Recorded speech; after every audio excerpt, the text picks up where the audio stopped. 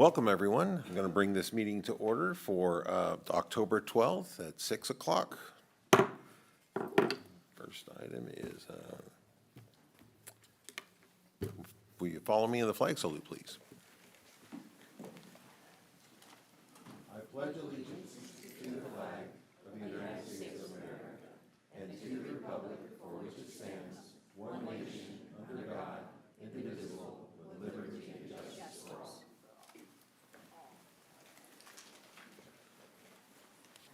All right, may I have the roll call, please? Councilmember Karpinski-Costa. Present. Councilmember Lopez Taff. Here. Councilmember Middleton. Here. Vice Mayor Daniels. Here. And Mayor Schaefer. Here. Next item, please. This meeting of the Citrus Heights City Council is cablecast live on Metro Cable 14, the local government affairs channel, on the Comcast Consolidated Communications and AT&T Uverse cable systems. This meeting is closed caption and live streamed at citrusheights.net. Tonight's meeting replays on Monday, October 16th at 9 a.m. on Channel 14. This meeting can also be viewed at the city's YouTube channel. Great. Next item, please. Next item is approval of agenda. Move approval. Second. We have a move by Daniels, second by Middleton. All those in favor? Aye. All those opposed? Seeing none, motion passes. Next item, please. Next item is public comment, and if you wish to address the audience or wish to address the council, please fill out a speaker identification sheet and give it to myself. When you're called upon to speak, step forward to the podium and state your name for the record. Normally, speakers are limited to 5 minutes each, with 30 minutes being allowed for all comments, and the mayor has the discretion to lengthen or shorten the allotted times. Great, thank you. So I have Bill Shirley from Citrus Heights, area 7, 8, 9, 7, 8, and 9. If you would step to the podium, please.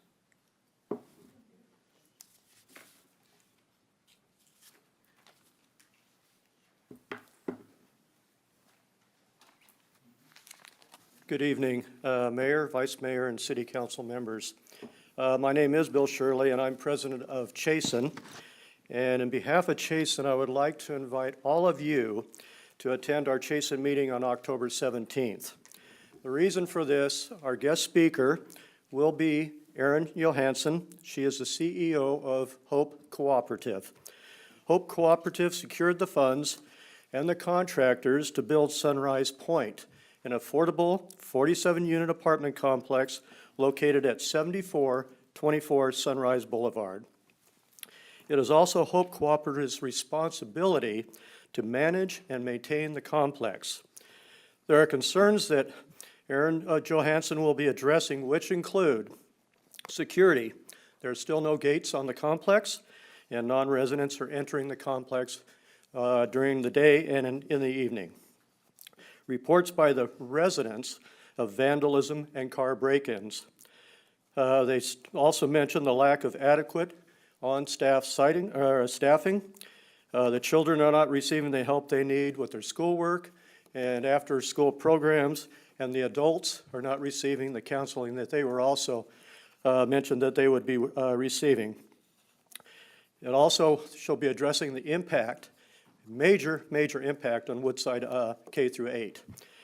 And why are there no Citrus Heights residents living in the complex of 47 units? So also just a note, Hope Cooperative is also looking to purchase the property across the street from Sunrise Point. It is the Auburn Oaks Senior Project at 7501 Sunrise Boulevard. The reason we're asking you to attend, this will be your opportunity to find out if Hope Cooperative and their partner, Stanford Sierra Youth and Family, which is also another nonprofit, are managing, maintaining, and also keeping the commitments that they made to you as a city council when they first proposed this project. Thank you. I hope to see you there. Thank you, sir. On a quick note, though, Ash, is this a surprise to you, staff, that these allegations that are being made, or is this something we're aware of? I learned about these today. Okay, thank you. All right, Next item, please. And Mayor, I do have one additional public comment to Okay. read for this at this Yes. time. And the individual's name is Kevin Duval, and he states, "I would like the council to review and reconsider the billing options available for dog licensing by providing a lifetime license option for dogs that are altered and microchipped dogs. Currently, responsible dog owners have no option available to purchase a lifetime license for their dogs that are microchipped and altered. This option is limited exclusively to microchipped and altered cats. I have tried to look objectively at the differences in licensing fees, but strongly believe there is a lack of reason or justification to provide one option for one domesticated animal and not the other. I would love to hear the council's thoughts on this, but also feel that such an inequity warrants a reconsideration and change to the current options for licensing." Thank you. Okay. So let's go ahead and move on to the next item, please. Next item is presentations. Presentation number 4, proclamation of the City of Citrus Heights proclaiming October 2023 as National Manufacturing Month. All right, it's my pleasure to invite Dean Peckham to the podium, please.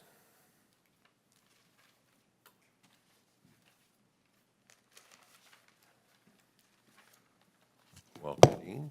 I'm going to go ahead and read the proclamation and then provide you an opportunity to Okay. comment. Wonderful, thank you. All right, so proclamation of the City of Citrus Heights recognizing October 2023 as Manufacturing Awareness and Appreciation Month. Whereas Manufacturing Day is celebrated nationally on the first Friday of the month of October to showcase facilities in an effort to educate the community about manufacturing career opportunities. And manufacturers provide over 41,500 jobs for Sacramento region and 12,985,000 jobs nationwide. Manufacturing is a very important industry in the United States, contributing $2.2 trillion to the economy. And for every dollar spent, another $2.60 is added to the economy.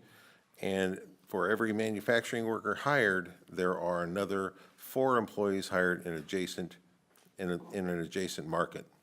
Whereas the average manufacturing worker in the United States earns $95,990 annually, including pay and benefits. And whereas California has the largest number of manufacturers in the nation with representation across virtually all manufacturing sectors and small manufacturing firms whose employees are fewer than 50 are the backbone of the industry, representing more than 95% of the manufacturing firms in California.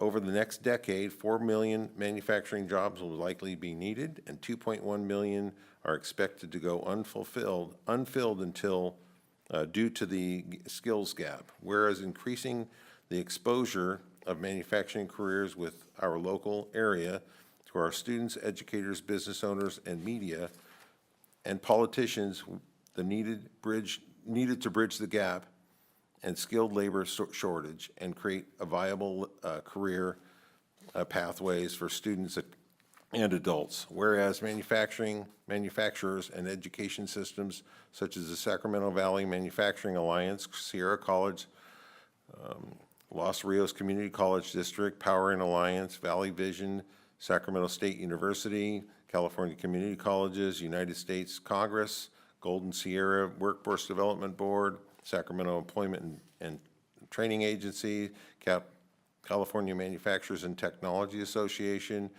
Society of Manufacturing Engineers, that's Manufacturing Excellence, Sacramento Valley Chapter 145, and the California Food Producers all work together to promote careers within the manufacturing field. And now therefore be it resolved that the City Council of the City of Citrus Heights does hereby designate October 2023 as a Manufacturing Awareness and Appreciation Month. I have a couple comments that are really exciting news. For those who aren't aware, that we had 2 very large companies that have relocated to this area. They manufacture microchips and manufacturing. That's my part of my day job is the machining world. And there's a lot of machine parts that go into the equipment that's used to produce electronic chips. So we'll have Bosch in Roseville. That'll be their global headquarters, and we'll have Solidigm in Rancho Cordova, another $9 billion company, will be producing chips in Rancho Cordova. So with that, just last week, in our cap to cap, I went back and I was lobbying Congress representing small manufacturing companies. Again, California has about 36,000 manufacturing firms, and 95% of those firms are less than 50 people. And then Texas is the next largest state with 14,000. So we have more than twofold more manufacturing firms in California. You have two of the largest manufacturing markets. The largest one in the United States is in the Los Angeles area. The second largest is in the Seattle area. So very excited to announce that the rules for the CHIPS Act that Congress passed in 2022 is $280 billion, $280,000 million. It's a lot of money, and those are, the rules are out. The first $300 million will be distributed. Applications for grants are available on December 1st through February 1st. Pretty exciting time. I think we're going to see a pretty big manufacturing boom here in the Sacramento area because the Bay Area is pretty overloaded with, pretty crowded down there. So with that, I'm going to introduce Dean Peckham. I've known Dean for many years. I also work with Sacramento Valley Manufacturing Alliance, and Dean is the president of the, executive director of the Sacramento Valley Manufacturing Alliance. Didn't mean to promote you there, Dean. That's okay. Kevin's out of town right now anyway, so I'll be acting president as well. Okay. So Mayor Schaefer, members of the council, City Manager Feeney, thank you very much for the opportunity to speak to you tonight. Honestly, I feel like Tim already stole my speech already, so I'm not sure why I'm up here. But all that being said, as Tim noted, Manufacturing Day is recognized as the first Friday in October, so attended a couple events last Friday. On Manufacturing Day, the manufacturers opened their doors to youth and young adults, trying to inspire the next generation of manufacturing. In California and in our region, we celebrate October as Manufacturing Month. It's too hard to crowd everything into one day. We have too many schools to work with, too many youth to try and serve, so we try and spread it out throughout the month, but also throughout the year, and get the youth to connect with the manufacturers across our region. We're also out there trying to celebrate manufacturing by meeting with councils like you and participating in these proclamations. As Tim noted, SVMA was founded in 2017 by the manufacturers in the region to really address the need for a qualified and well-trained workforce, recognizing that as a society, we're going through a major demographic shift. I think we all know that.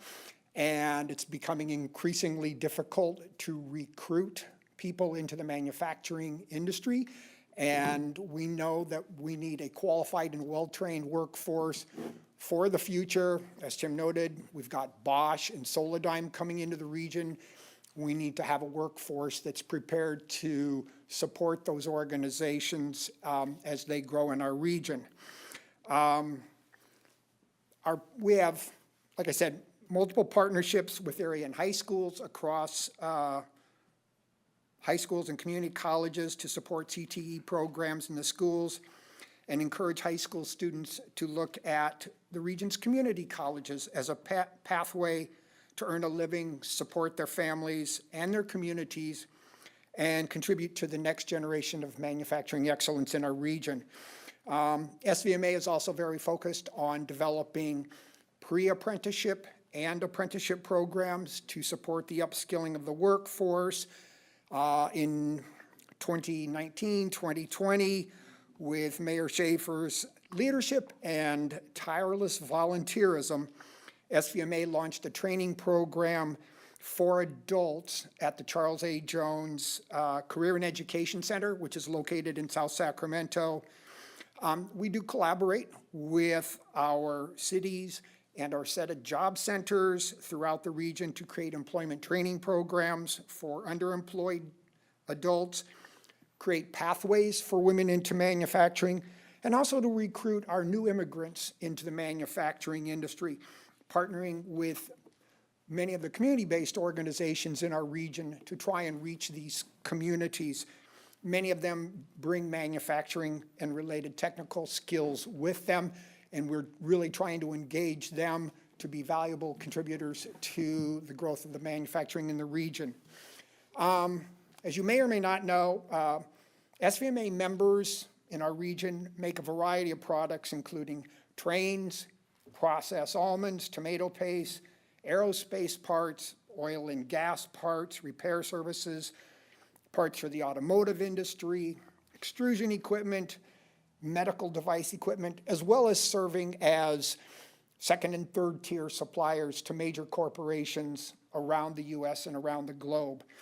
As Tim noted, there are over 36,000 manufacturing companies in California, more than any other state, about 4,000 manufacturers in Sacramento region, employing about 37,000 people, 1,200 manufacturers in Sacramento County, and just under 100 in Citrus Heights.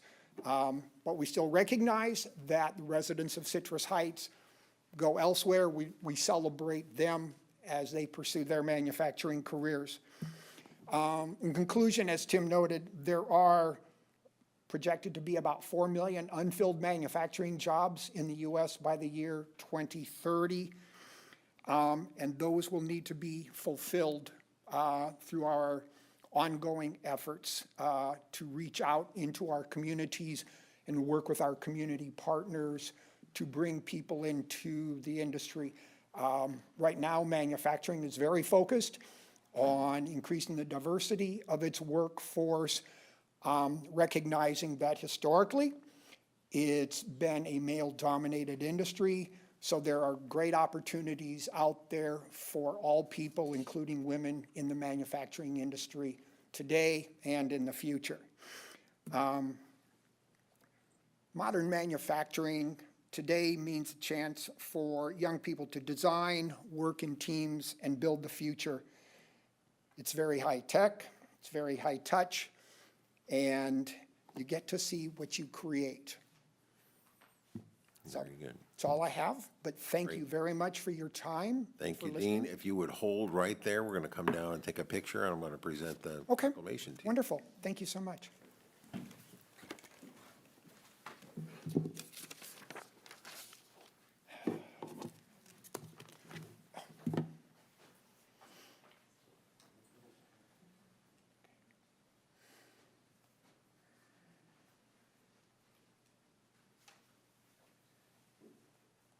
Would you like to do these on the other side?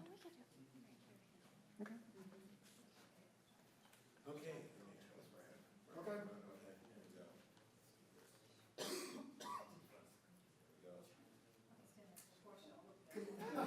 Scoot this way. The podium's a little bit in the way, so scoot this way a little bit.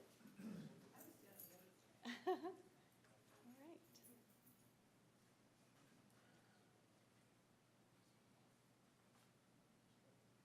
Okay, thank you.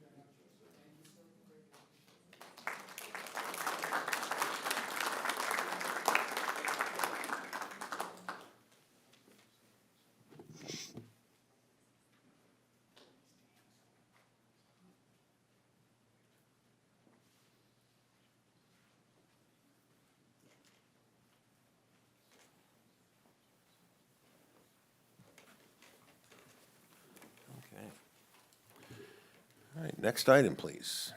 Next item is presentation number 5, a proclamation of the City of Citrus Heights proclaiming October 8th through 14th, 2023 as Code Enforcement Officer Appreciation Week. Portia, would you be so kind?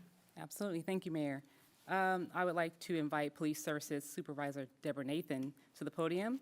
I'll read the proclamation, and please, afterwards, give us a few words. It's only like 12 pages long, so hold on. Whereas, it's a proclamation of the City of Citrus Heights proclaiming October 8th through 14th, 2023 as Code Enforcement Officer Appreciation Week.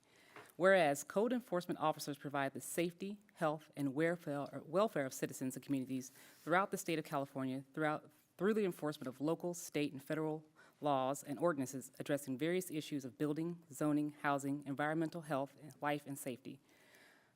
Code enforcement officers are dedicated, highly qualified, and well-trained professionals with a shared vision of preventing neighborhood deterioration, enhancing communities, and ensuring safety, and preserving property values through knowledge, training, and application of housing, zoning, and nuisance laws.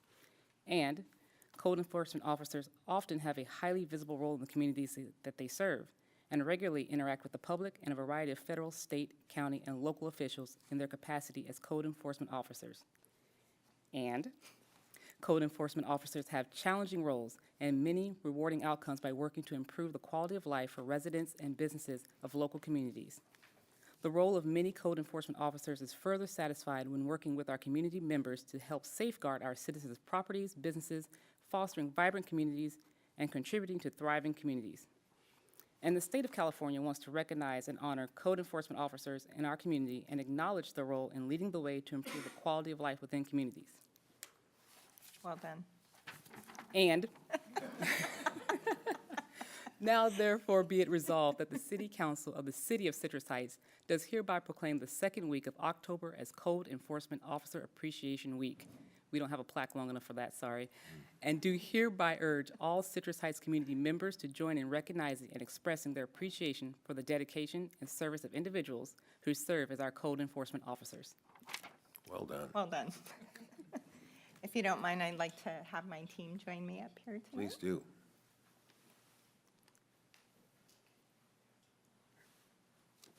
Doesn't matter. Pick your spots. All right. Good evening, Mayor, Vice Mayor, Daniels, and members of council.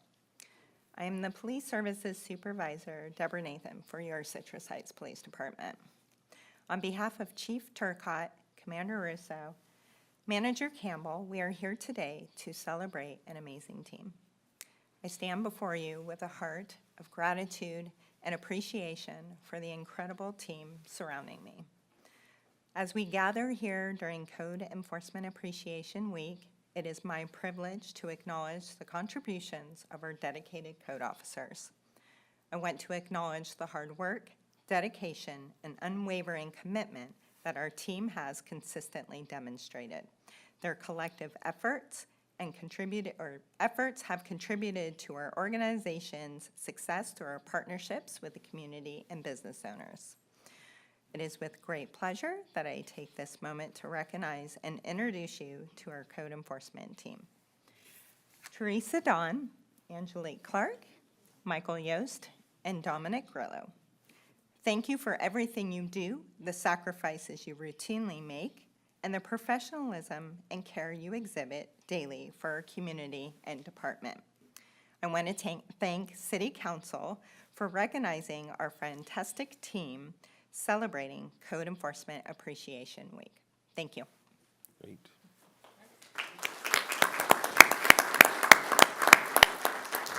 All right, for the fun part, let's go down. Can I say something before we leave? I just All right, want, write it down. just on behalf of me, I thank you, not just for this week, but every day of the year is Code Appreciation, People Appreciation Week for what you do.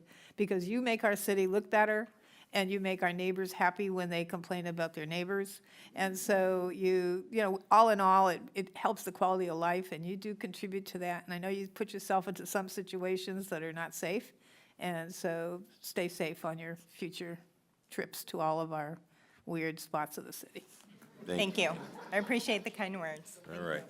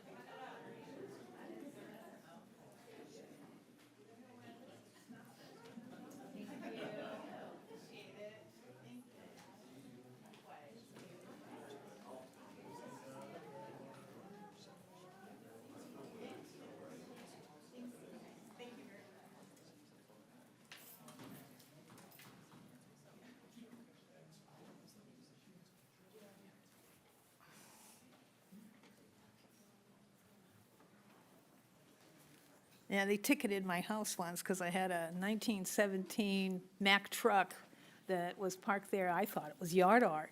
They thought it was not. Okay, so we're going to take just a quick little recess right here while Councilmember Middleton takes care of a little business. So you're welcome to, oh, perfect.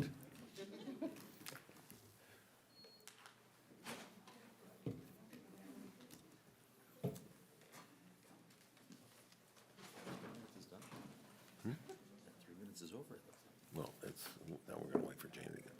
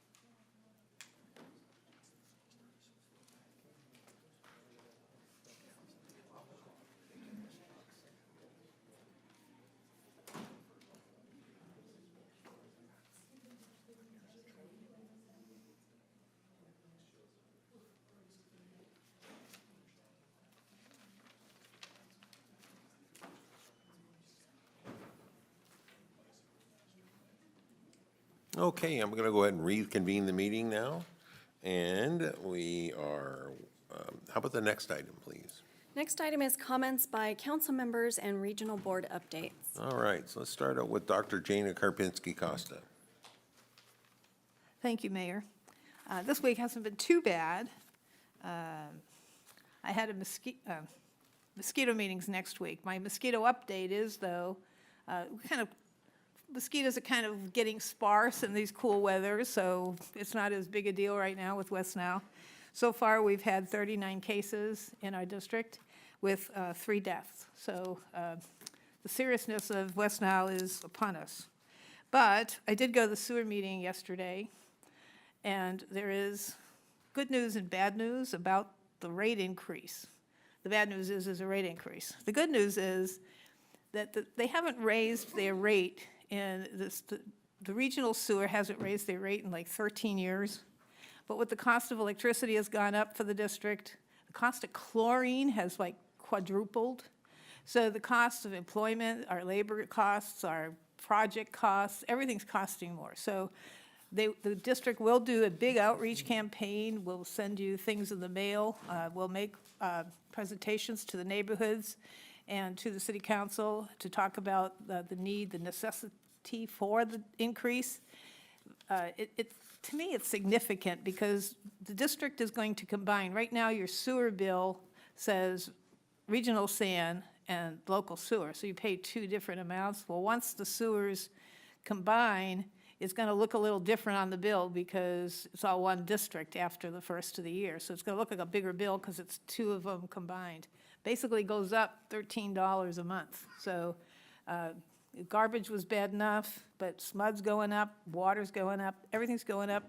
But, you know, the district has been a very good steward of the funds. They have done projects under budget, ahead of time, have gotten grants for a lot of the projects that we've done.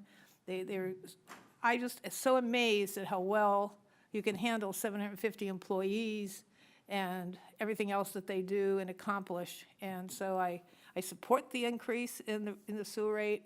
It's going to be for 3 years, and then it's going to be nothing. So the choice was to spread it out over 5 years. You'll get a 218 protest, a possibility to all that will come to you as information that you can protest it if you want. But we had the choice of going over 5 years, and it would have been $1 less, like Whippy, or do it fast, get it over with, rip the Band-Aid off. You'll actually pay less over the 5 years than you would if we'd stretched it out. So it's going to be for 3 years. The increase is just tiny after the first one, and then nothing for after that. And if we find that we overestimated, it'll come down. That's one thing about the district. The last time there was a rate increase was 2013. That was when they were building the Echo Water Project, and they got authorization from you, by the lack of the protest, to go up to $39 or $37, and they never did, because they did the project so under budget that they didn't have to go up that high. So if they find out that we don't need as much, that the chlorine price comes down, it is really, I thought you just have to go to 99-cent store, buy a bucket of bleach, it's not that simple. So we're looking at how to make our own chlorine, or how to combine with other water treatment plants that use chlorine. So it's expensive, it's incredibly gone up. And that's all I really did of meeting-wise, but I do want to remind people that you get a free flu shot in Citrus Heights, Tuesday, October 17, from 10 a.m. to 3 p.m., sponsored by the county and the, I think it's Dignity, is it Sacramento County? Dignity doing it? Who's doing them? Dignity? They did last time, or it was the county nurses. Anyways, I'll be there for my shot, and that's all I have. Great. So, Councilwoman Portia Middleton, what have you been up to? Oh, my goodness. So let's see. Check my notes. Past events, Sacramento Valley Division meeting, where we discussed upcoming committee and policy committee appointments, and I don't have any applications from any of my colleagues. No shame. Yeah. Okay, cool. Not that I'm not the president or anything, but there's that. That's who you know. You did, okay, good. All right, we got one application, thanks. Indigenous Peoples' Day was on the 7th of this month, and I went down to the Capitol and talked to the folks who were here long before most of us were, and learned a lot about the history of our indigenous folks. And my kids thought it was a hoot of fun, and they thought it was time for Halloween costumes, which brings me to all of our trunk or treats that are coming up. We have one with the Citrus Heights Police Activity League that's coming up on October the 25th, 4 to 8 p.m. at the PD lot. So I hope to see you all there, getting candy that's, being provided in a safe manner, and you don't have to dodge any cars in the meantime. And there's also upcoming, I'm going to be at this one, it's going to be exciting. Sunrise Mall is having a zombie walk from 4 to 9 p.m. this Saturday. I'll be there. But earlier that day, there is going to be Citrus Heights Arts is having Art Beat, which is an art and music festival, and that's Saturday from 11 a.m. to 3 p.m. So here's the lineup, guys. What we're going to do, we're going to hit the farmer's market, go over to Art Beat, and then we're going to go walk around with some zombies. See you all on Saturday. Great. So, Jane, what have you been up to? Well, since I've been sick the last week, I actually missed several meetings, including our last council meeting, but I'm glad to be back and ready to get busy. Great. Vice Mayor? Thank you.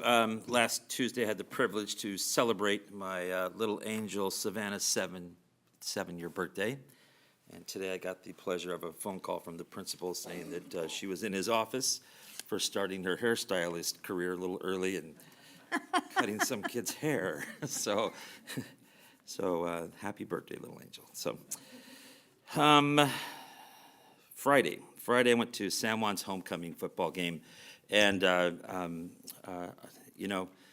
this is my alma mater, and how incredibly sad to go up in the stands and see probably way less than 100 people, no cheerleaders, no freshmen, no sophomore, no JV football team, and just know that this is where I went to school, and to see what it's deteriorated to. And so hopefully the future has a change, a path to something better, but it's a very sad situation is the way I guess I'll put it. On Monday, I had the pleasure of celebrating Columbus Day. For not Columbus, maybe we wouldn't be here, so I hope you guys did celebrate Columbus Day.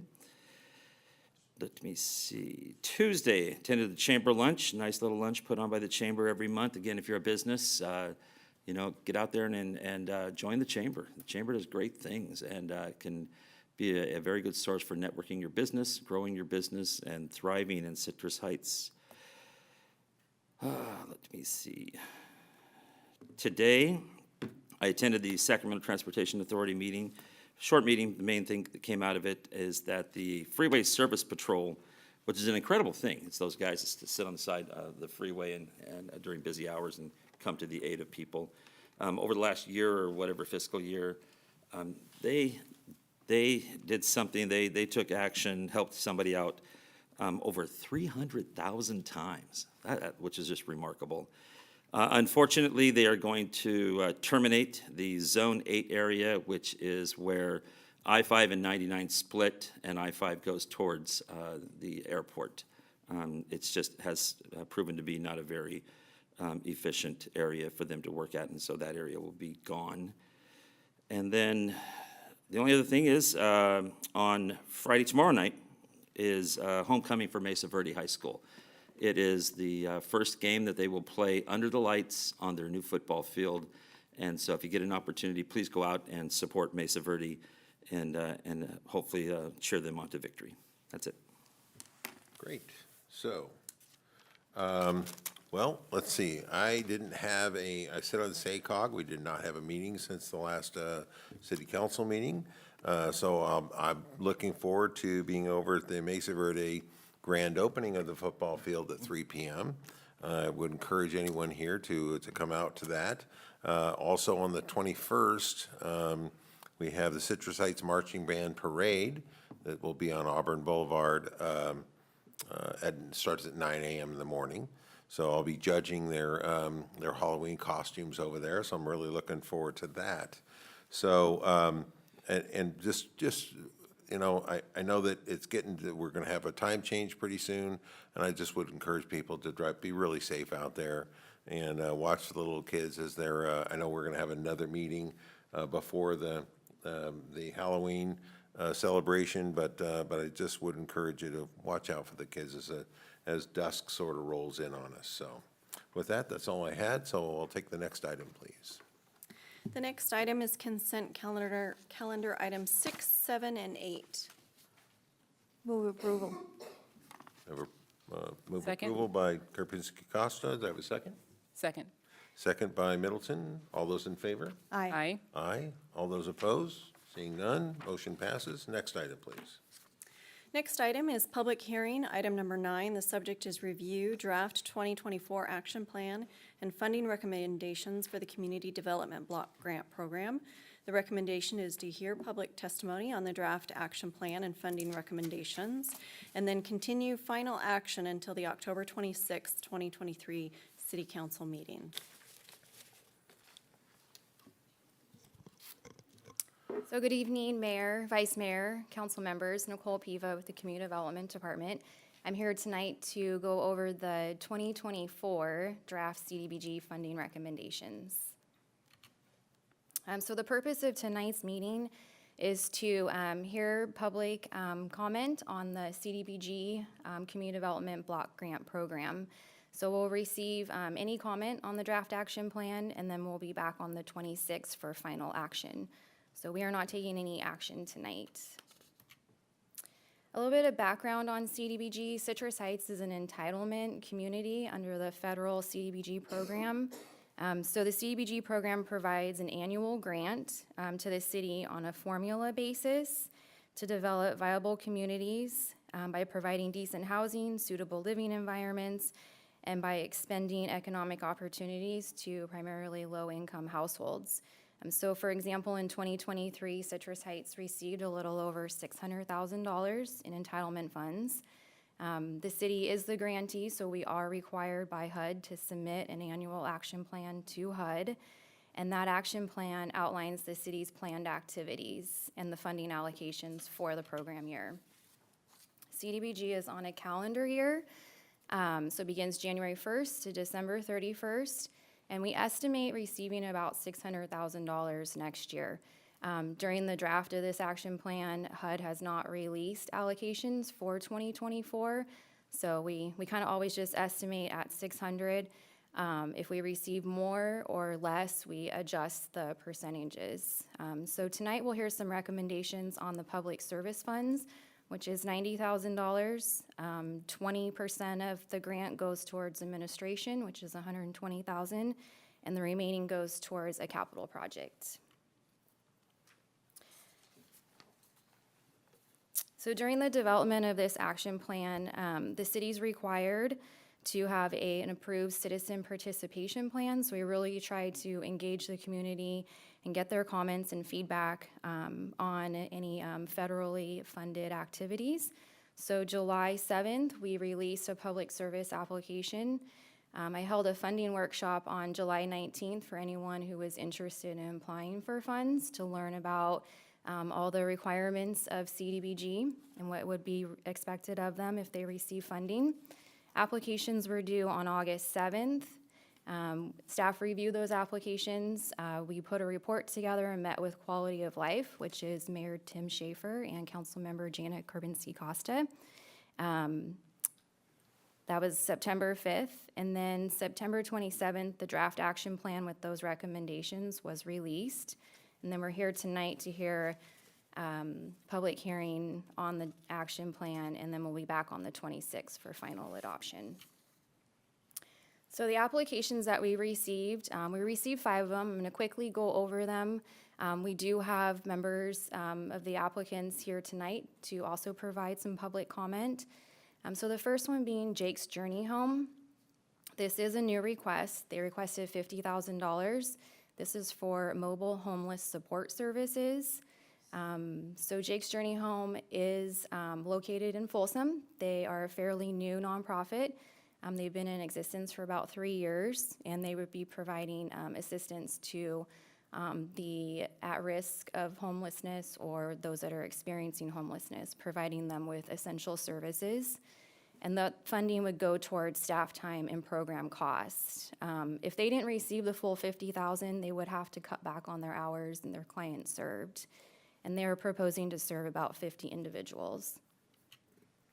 The next one is Campus Life. They submitted an application for $20,000. This is the after-school program on Sayonara Drive. Campus Life has been operating the center out on Sayonara since 2004. They're open 5 days a week, and they are open some weekdays during the summer. They provide a wide range of activities that's listed here on this slide. Additional is flag football. They also, the youth participate in the Citrus Heights PAL basketball leagues. A new program this year is the Junior Achievement Program. This is a 7-week educational program that's going to address some financial education and career readiness. So their funding will go towards personnel costs, and they'll serve about 105 youth. Community Link Capital Region, also known as 211, and Project Sentinel, they submitted an application for $23,000. This is our Renters Helpline program. So this program is going to reduce housing discrimination, promote public awareness of fair housing laws and rights, and assist persons with disabilities. The city is in a regional cost-sharing agreement, so this is the amount that the city's portion of this program, and it's based on the number of rental units each jurisdiction has. So 211 will provide a telephone, the Renters Helpline service, as well as counseling, dispute resolution, and education. And then the other portion of it, Project Sentinel will accept referrals from 211, and they'll conduct intakes to determine the need of counseling and or investigation of any fair housing issues. So their funding will go towards staff time, and they'll serve about 425 households. Next one is Meals on Wheels. They submitted an application for $16,000, and they've been providing services to seniors in Citrus Heights since 2010. There's 2 parts to this program. The first one's the Congregate Nutrition Program. They'll serve about 25 seniors. It's about 500 meals a year. Currently, they do not have a cafe site here in Citrus Heights. They were operating out of Rush Park. Staff has had conversations with staff at Rush Park to bring back that program there on site. So in the meantime, we're encouraging seniors to attend the nearby cafe sites. The Home Delivered program is the other portion of this activity. They'll serve about 160 seniors, which is about 3,500 meals a year. A senior can receive a frozen box of 5 meals weekly or 1 hot meal daily, Monday through Friday. and the cost per meal is $4. So all of the funding will go towards the cost of the meals, and they'll serve approximately 185 seniors. And Sunrise Christian Food Ministry is requesting $43,000. This is an emergency food closet. They've been receiving funding since 2016. They provide a lot of services. They're on-site and off-site. They have the drive-through distribution. They serve about 150 to 180 families a day, up to 100 to 150 pounds of food. They also, with the food that they are not able to distribute through the drive-through, they deliver to San Juan and Sayonara families. They go out to Vintage Oaks and Citrus Heights Heart. Those organizations also receive food as well. And a new component of this program is the home delivery service. So if you call 211, you're in Citrus Heights here, a household can receive a home-delivered box of food. They have partnered with DoorDash, and DoorDash will pick up directly at Sunrise Christian Food Ministry and deliver it to the home at no cost. They are open 5 days a week, 11 to 2, and they're located at Advent Lutheran Church on San Juan, and their funding will go towards staff time, and they'll serve about 5,000 individuals. So with that, the Quality of Life made some funding recommendations, and we just went over the organizations, and the middle column is the amount that each organization requested. And the last column, the Quality of Life Committee recommendations. So we recommended funding Campus Life and Meals on Wheels at their full amount. 211 and Project Sentinel, as I mentioned, that's a cost-sharing agreement, so we're obligated at this amount. Sunrise Christian Food Ministry received the remaining funds. At this time, Jake's Journey Home was not recommended for funding. They're a fairly new organization, and we just got into a new partnership with the county and Sacramento Health Works to provide navigation services, a community-based navigation program here in the city. So if we find that we need additional services, we can always invite Jake's Journey Home back and apply for CDBG funds. The second recommendation is to fund the residential street resurfacing project with the $390,000. So repairing damaged sidewalks and installing ADA compliant ramps. So with that, we'd like to hear any public comment on the draft action plan and the funding recommendations, and then to continue this item to the October 26th council meeting. So before we get to the public comment, can I ask for council comment? Is there any comment from the council? No, I have questions if they speak. Okay, let's go ahead and open the public hearing. And I'd like to invite April Jasek from Sunrise Christian Food Ministry. Good evening. Thank you for the opportunity to come speak with you tonight and give you an update on everything that's happening over at the Food Closet. It's a very exciting time. Do you have the presentation?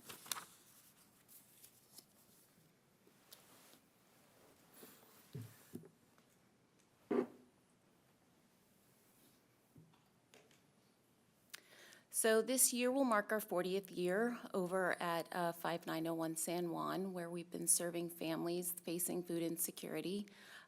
We started out serving 25 families a week, and we're up to 150 to 180 families a day. That makes up, usually our average family size is 5 to 7, so multiply that out. We're serving 400 to 700 people a day over at the site.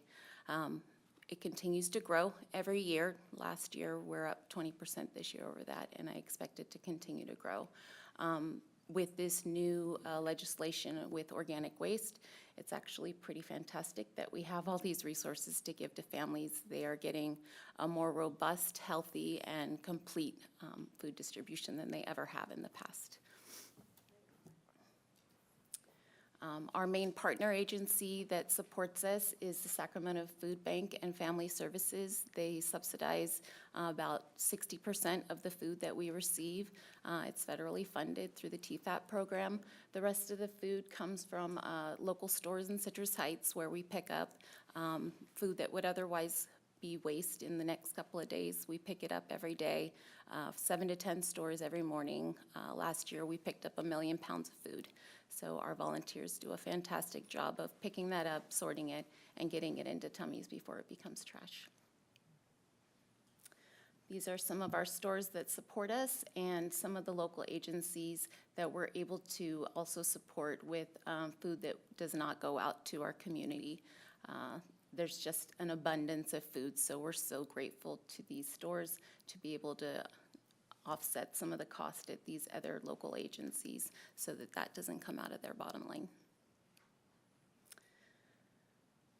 We're always short on volunteers, so I'm doing a plea here. I'd love for anybody that's just sitting around, has some free time, please use that QR code.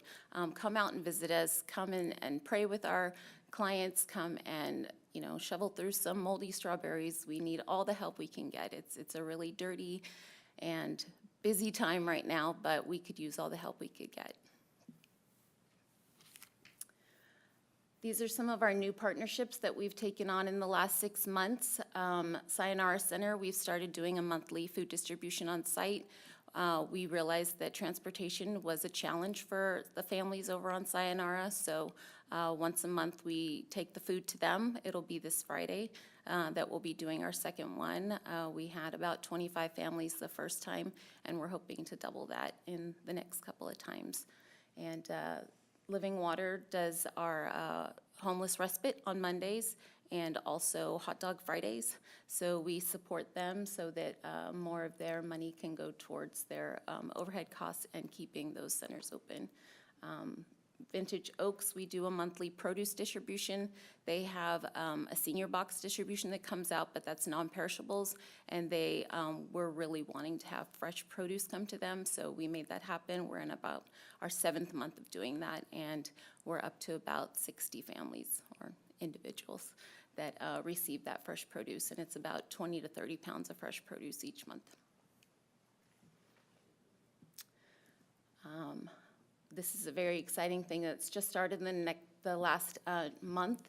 We saw a need for seniors to have a slower, more relaxed and focused time to be coming to get their food distribution. Some of our other clients are rushing between their lunch hour or dropping kids off at school, and it was making a very harried experience for our seniors. So we moved to have the first hour of every day to serve seniors and disabled and homeless. And it's working out really well. Our numbers have stayed the same. We're serving the same amount of people, but the seniors are able to receive their food at a pace that's easier for them to manage, and also it gives us time to pray with them and figure out what's going on in their lives aside from food insecurity. And marking our 40th year, we wanted to invite the community to come out and celebrate with us on October 28th. We'll be holding an open house for any community members to come out. Our volunteers will be doing appreciation luncheon for them at the same time too. So we just want to thank you for all your support, and we couldn't have made it the 40 years without you, and we're looking forward to the next 40. Thank you. Thank you. You have a question? Dr. Janie Karpinski-Casa has a question. Well, first of all, I want to congratulate you for taking advantage of our block party trailer. That's Yes, nice. we are very excited to Have get fun that with out it. on site. Yes. My question is that your request is for paying staff. How many paid staff do you have? It's 4 positions, but currently only 3 of them are filled. So we have So the, it's one person that's paid right now? no, there's 4 paid positions. 3 of them are currently filled. Oh, 3 are filled, one is Yes. vacant. Okay. We have a director, assistant director, and a logistics person that handles all the donation pickup. And the rest is all volunteers. Yes, yes. And those paid positions have only been in the last year and a half. The previous 38 years were 100% volunteer. But it's run more like a business now. It wasn't 1 million pounds of recovered food in the past. Thank you. You're welcome. Any other questions? All right, so the next person we'd like to invite to the podium is Therese McWilliams of the Community Link Capital Region.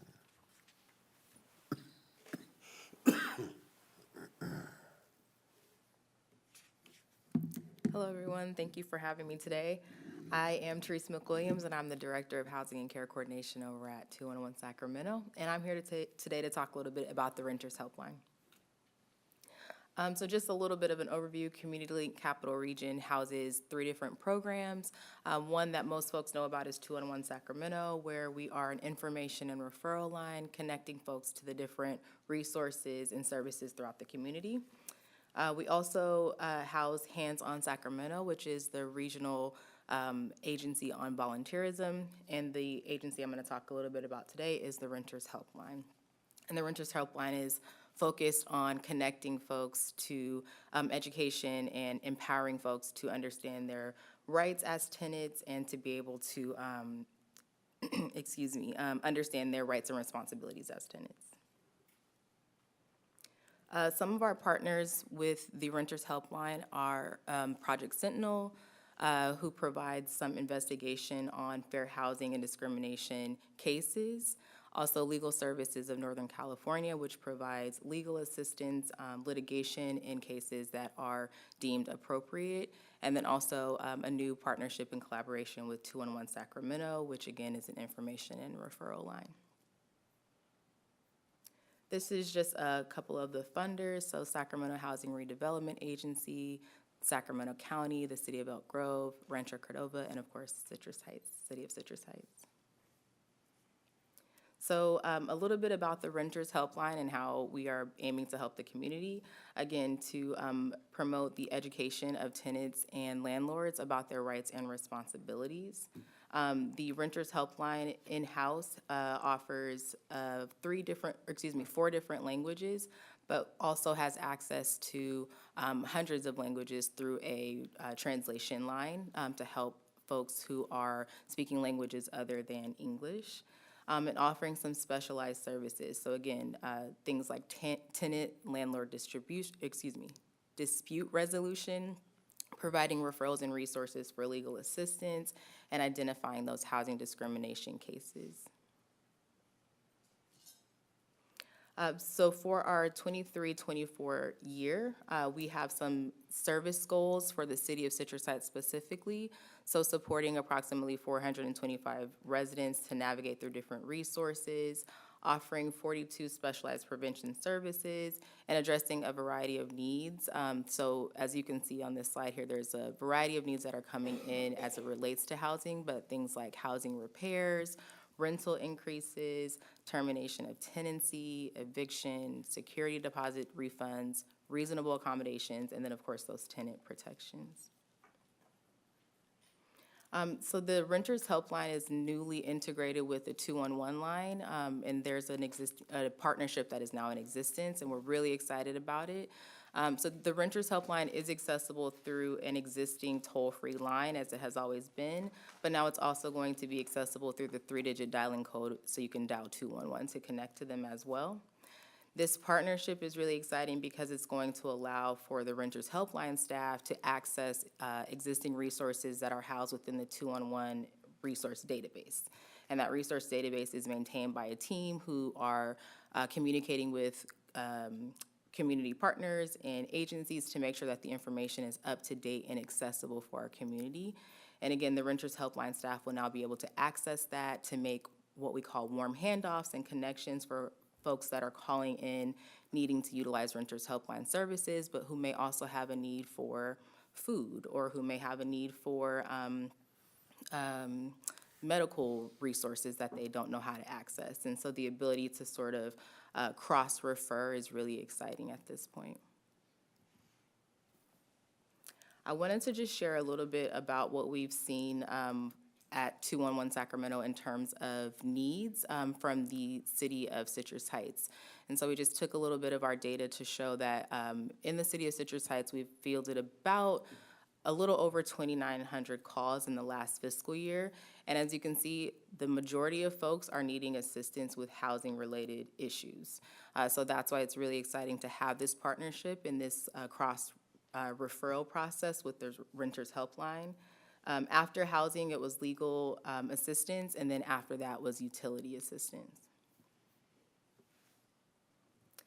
This slide shows a little bit about the agencies that 211 referred folks to in the Citrus Heights area. And I'll just point out that Sacramento Self-Help Housing was one of the top agencies that we were referring to, probably related to issues like the Renters Helpline. And so we're really happy to be able to continue that support with those staff coming over to the 211 side and integrating in that way. Thank you all so much for your time, and thank you for having me. I really appreciate it. Hang on one second. I think we might have some questions. Who'd like to go first? Jane? Thank you so much for your report and being here. Question for you, a couple slides back, you have your goals. What are your numbers so far looking at against your goals for 23-24? So I really wish that I had this, but the Renters Helpline was just integrated, and the line just became active literally a week ago, if I'm not mistaken. So the numbers are not yet available in that way, but we have kind of implemented a soft launch, and so we are hoping to have some numbers very soon about the number of calls that we've been fielding and the needs that we've been seeing. But again, very recent that the line has become live again. Thank you. My last question is 211 a 24-hour call line? 211 is 24 hours. The Renters Helpline staff are currently soft launching Monday through Friday, 8 a.m. to 5 p.m. Okay, thank you. Yeah, you're very welcome. Any other questions? Yes, Jane?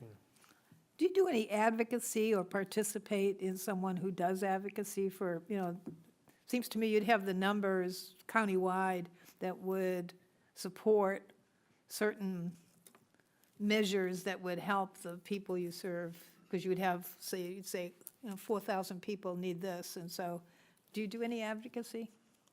When you say advocacy, do you mean sort of To the help? various people who fund some of these, I'm not even sure where you'd, it seems each topic would have its own direction.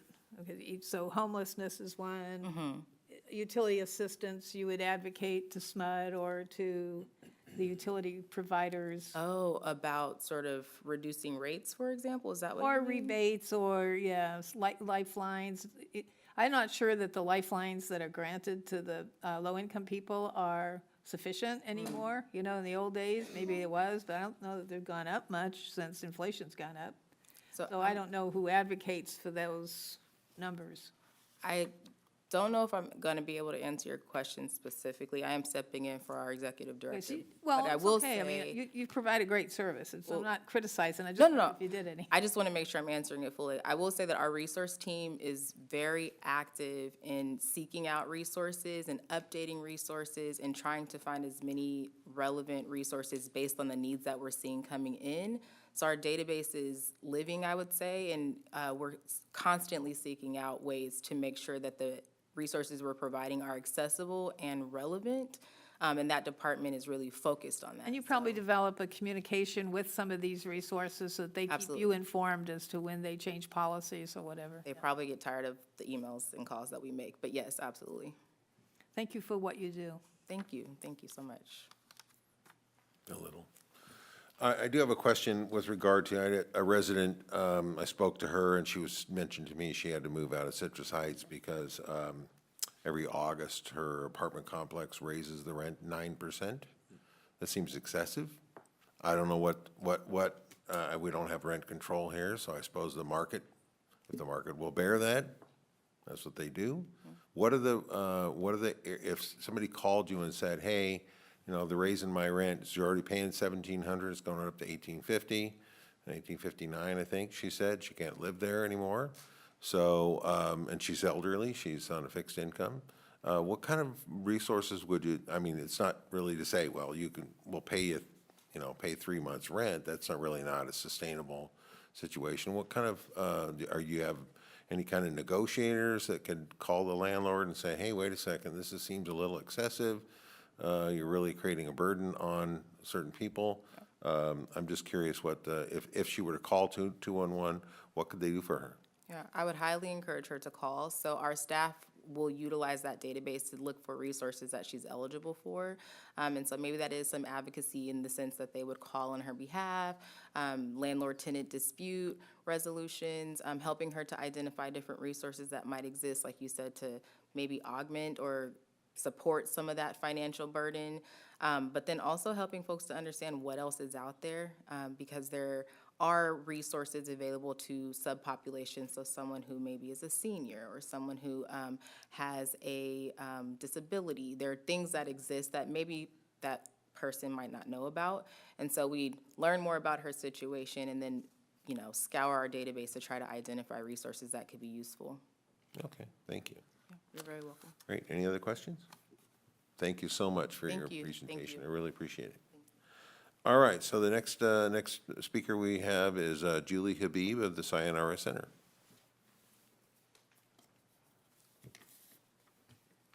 Good evening. Thank you for having me. My name is Julie Habib, and I'm the director of the Sayonara Center. I do apologize that I don't have a great visual for you all, so you're all welcome to come by the center anytime. And we also have a Facebook page with a lot of great photos on there because we do have a lot of fun.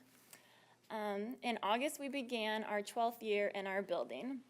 This school year has been off to a great start with our students. Before they went back to school, we were able to provide each of them with a new backpack and school supplies and a back-to-school photo. We're open to our students 5 days a week for them to come after school, receive a full meal, help with their homework, and be in a positive environment with their friends, our volunteers, and the center staff. As the holidays approach, we can't help but be excited for all of our center traditions. Next week, we will host our family pumpkin carving night in our parking lot. Last year, over 60 pumpkins were carved. It was really messy, but very fun. We will also attend trunk or treat at the police station later this month. Our focus is children and youth in 1st through 12th grade, but we deeply care for our students' families and our students who have finished high school and have aged out. For our students' parents, they are able to come to a monthly dinner and class offered in both English and Spanish. For our alumni, we have a quarterly reunion dinner for them, but they're always welcome to drop by, and many do so weekly. Many of our students come from families who are undocumented and English is not their first language, so we try to bridge the gap so they can participate in all this community has to offer. Through partnerships in the community, we have had students participate in martial arts, basketball, football, baseball, and soccer leagues. We currently have 14 12th grade students attending the Sayonara Center. 7 of them have been with us since they were in 1st grade. We're excited to attend their graduations and offer them free family and graduation photos in May. At the Sayonara Center, we are a family. Many students are siblings and have cousins attending as well, but for those of us who are not blood related, we have created a family-like culture, seeing each other many days a week. We get to walk alongside them in life and celebrate their accomplishments, such as getting an award at school, their driver's license, their first job, asking a date to a dance, graduating high school, and being the first in their family to attend college. We also get to be there when they experience heartbreak, have a conflict with a friend, they don't get the job they interviewed for, they have a parent diagnosed with cancer, and have an uncle shot and killed at a nearby park. August was a very difficult month for all of us. In the beginning of the month, a Sayonara Center neighbor was shot and killed just 100 feet from our building. He was only 22 years old. This past summer, we would see him running up and down the street playing with the children, having squirt gun fights. That was really fun to see. A few weeks after that, a Sayonara mother of 3 lost her life due to domestic violence. It shook and broke us all. Our goal is to provide all our students with opportunities and new experiences that they might not be able to have without us. We also want to be a light to all we encounter and give them hope for their future. On their good days and even on their bad days, every student is welcome at the Sayonara Center. We are grateful to be a part of this amazing city. Thank you to each of you for your continued support and making all of this possible. Great, thank you. Any questions or? No, I just want to remind you, though, when you do your pumpkin carving, don't forget your organic waste bucket for all of the, Thank you. Okay, Thank you. any? I just wanted to make a comment. I've had the pleasure of serving your students, and The energy there is just so much fun. The adults are very caring and loving. You could see that. And you have longtime volunteers who really have a heart for what you do. And you can tell that you're making a difference in these young people's lives. So thank you. Thank you. Thank you so much. All right, I'd like to invite Jennifer Masello from Meals on Wheels to the podium, please.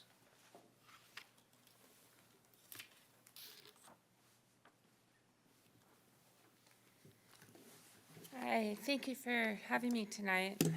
I'm Jennifer Masello, and I'm the Director of Programs for Meals on Wheels by ACC. Thank you very much for your support. We've asked for $16,000 to serve 185 seniors in the city of Citrus Heights. And thank you to Nicole. She did a great job of breaking down what it is exactly that we do.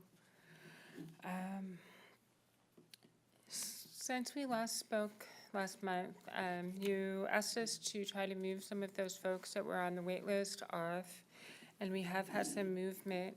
We managed to get 13 on the program, and 3 more are in the final stages, so should be approved in the next week or so. So we've made some progress there. But in that time, we've had another 18 come in, so we're going to keep moving those. So we're making progress. Thank you again to Nicole. She was able to find the name of the new director at Sunrise Rec and Park and put us in touch with him, so we're hoping to make a connection and start some meetings.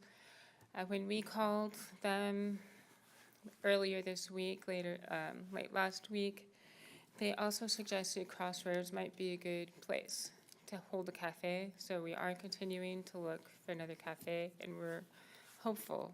You know, the lights are not completely out for us at Rush Park. We're hopeful.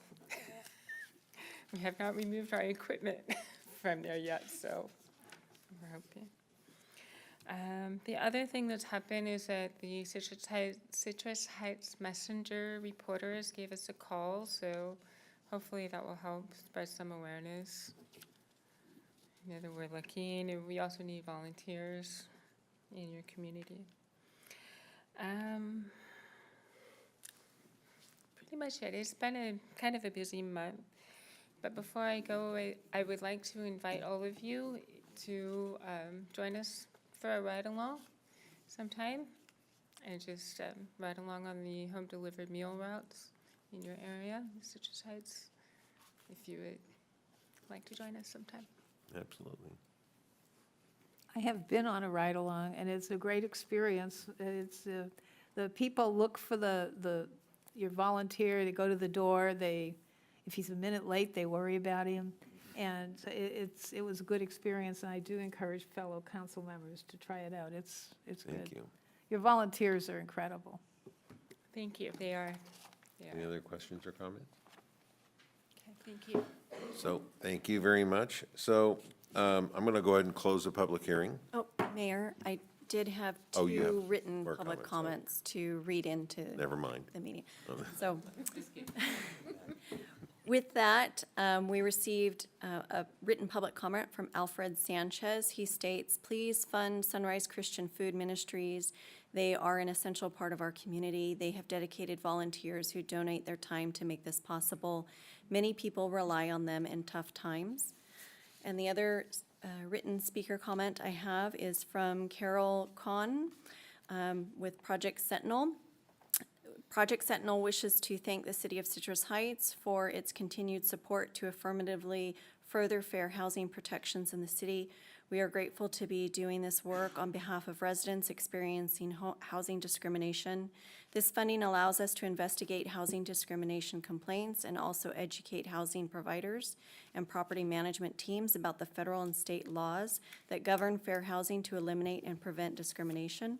Our plan in this new fiscal year is to continue to invest in our outreach, education, and investigation of housing discrimination complaints, which complaints have included in Citrus Heights and throughout Sacramento County, disability discrimination, source of income discrimination, and sex discrimination.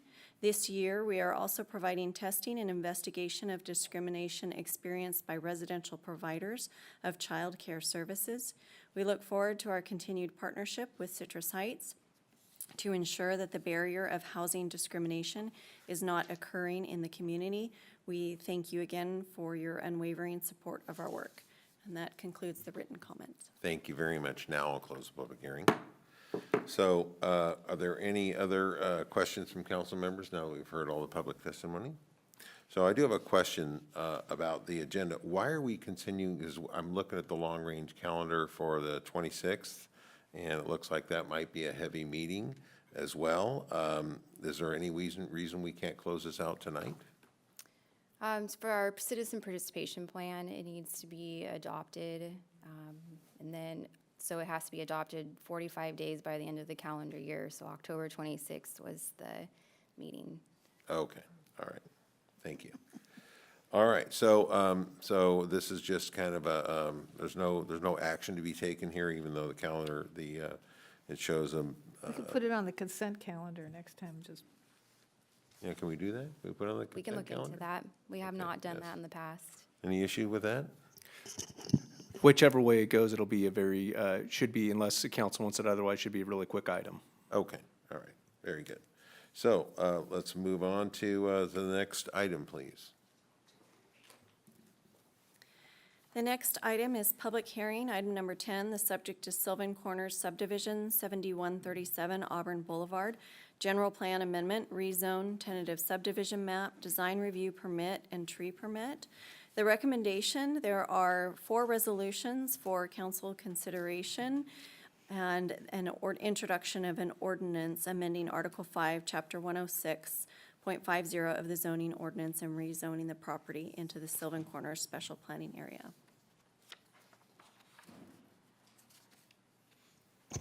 All right, so let's see here.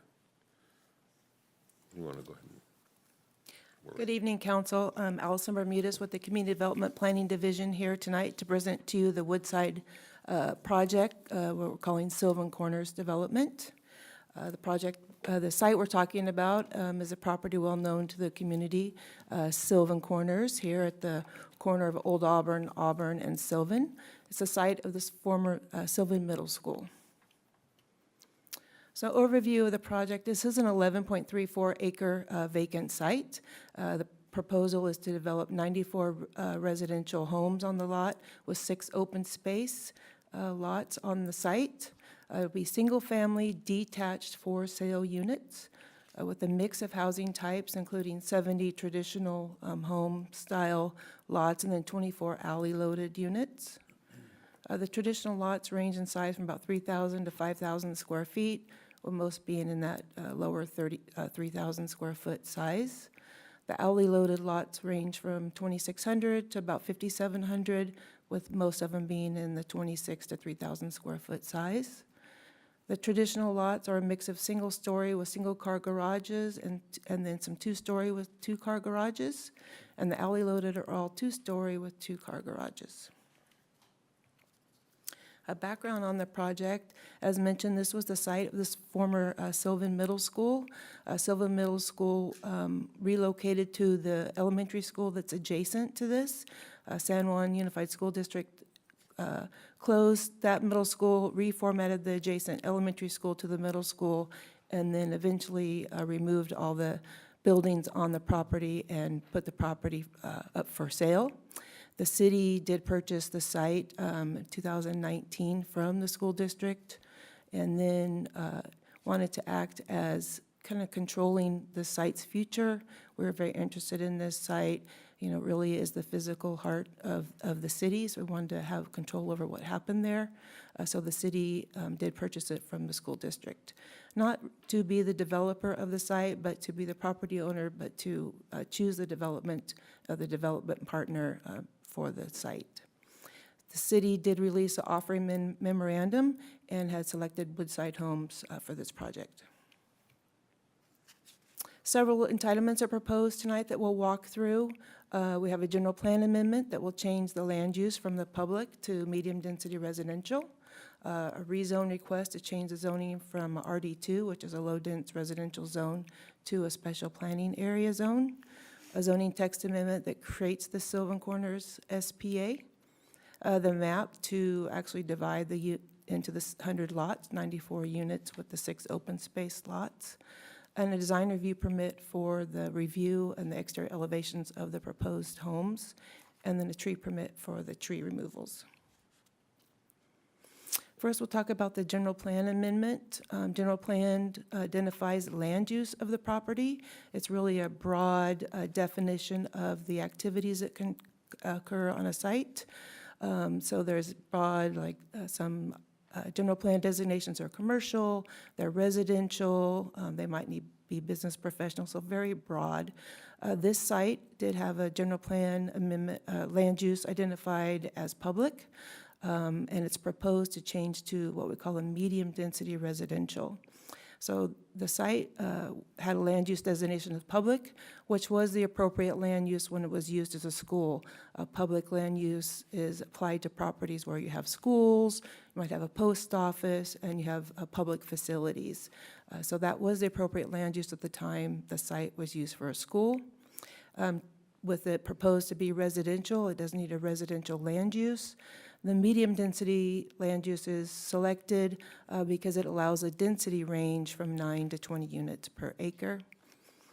So proposed tonight is to amend the general plan land use on site from the public identification of land use to the medium-density residential. Also included in that is a rezone. As mentioned, the general plan land use is a broad category of the uses. The rezone gets more specific on a parcel-specific basis. So to address this development, it does need to change, be specific to that zone. So the medium-density residential allowed the 9 to 20 units per acre development, and the rezone then identifies even more specific in that range. So the property was zoned RD2, which is a very low-dense zoning designation. It is RD for residential development, and the 2 represents the density. That was an appropriate zone for a school, as schools are allowed in a residential zone. So that zone has been on that property for the school and is a very low-dense zoning designation. So to reconfigure the site for this development, the zoning needed to change, and it's been chosen to go to what we call an SPA, or a special planning area. The special planning area that we'll refer to as Sylvan Corners will change the density to a 9 dwelling units per acre would be the density for this site. The special planning area designation, it's used on properties where there's needs to be some uniqueness or some special considerations that the standard zoning development standards don't apply. So other SPAs in the area are like Mitchell Farms, where you have a mix of housing types. You had some open space. So the traditional zoning standards were very difficult. You couldn't get a development to move forward the way you wanted it to if you applied standards, the traditional standards. So they're created into an SPA. So Mitchell Farms is an SPA. Abby's Gate, the development on Mariposa, was an SPA, and Greenback Woods is another SPA in the community. So proposed tonight is the Sylvan Corners Special Planning Area. It will allow a variety of housing types that we'll talk about, and it will have some unique standards applied. So it allows the smaller lots, allows the alleys that we'll refer to. It provides for the neighborhood gateways that are part of the development, and increased lot coverage, and allows the 9 units per acre. Some highlights of the project. This is a home ownership development, so all homes would be built and sold by Woodside Homes for home ownership. 14 of the units out of the 94 proposed will be sold to lower-income families. The development will be managed by an HOA. There will be homeowners association associated with the project. The homeowners association will maintain the front yards, the detention basin, the entry features, the recreation space, and theme fencing throughout the project. Other amenities of the project, there is a total of 18 varieties of housing types or housing elevation styles that will be part of the project. There's a mix of single-story and 2-story units, and then the units are all very energy efficient with all electric appliances. Some of the amenities of the project, as I mentioned, there will be 6 open space lots, included some very large and vibrant entry features into the development, not only serve as a wonderful grand entrance, but also are preserving the large oak trees on the site. There's a lot preserved for passive recreation that will be on the west side of the site. There's some large green space for the detention basin that's a required amenity, but it's been developed into a site feature. And then there'll be several connections from the development to, not only to the school next door, but to the Sylvan Plaza, the city's center there where we have all the cylinder displays. So there'll be connections from the development to those areas. The visual representation of how the site would develop. On the top, you see the 94 lotted pattern with the green open space lots. So along the north, or the Street E, you can see the entrance. There's 4 large green open space entries where large oak trees are preserved. That will be one entrance in the development. And then Street A is a secondary entrance that is also preserving the large oak tree. And as you enter into the site from Street E, as you look straight ahead, where the 4 is, that is the passive recreation park that we referred to. Entrance into the development, you'll see lots of green space, trees, existing well-preserved oak trees along with new plantings, and then you'll look visually straight into the open space recreation park. The blue dashed lines show pedestrian connections, so how you could walk from along Auburn Boulevard, the sidewalk, you can enter the development. Street E, you can traverse across the open space, across the street through the open space lots, and eventually work your way out to where it says number 2, which is the detention basin. And the detention basin also has walking trail around the top of that, where those blue dashed lines are.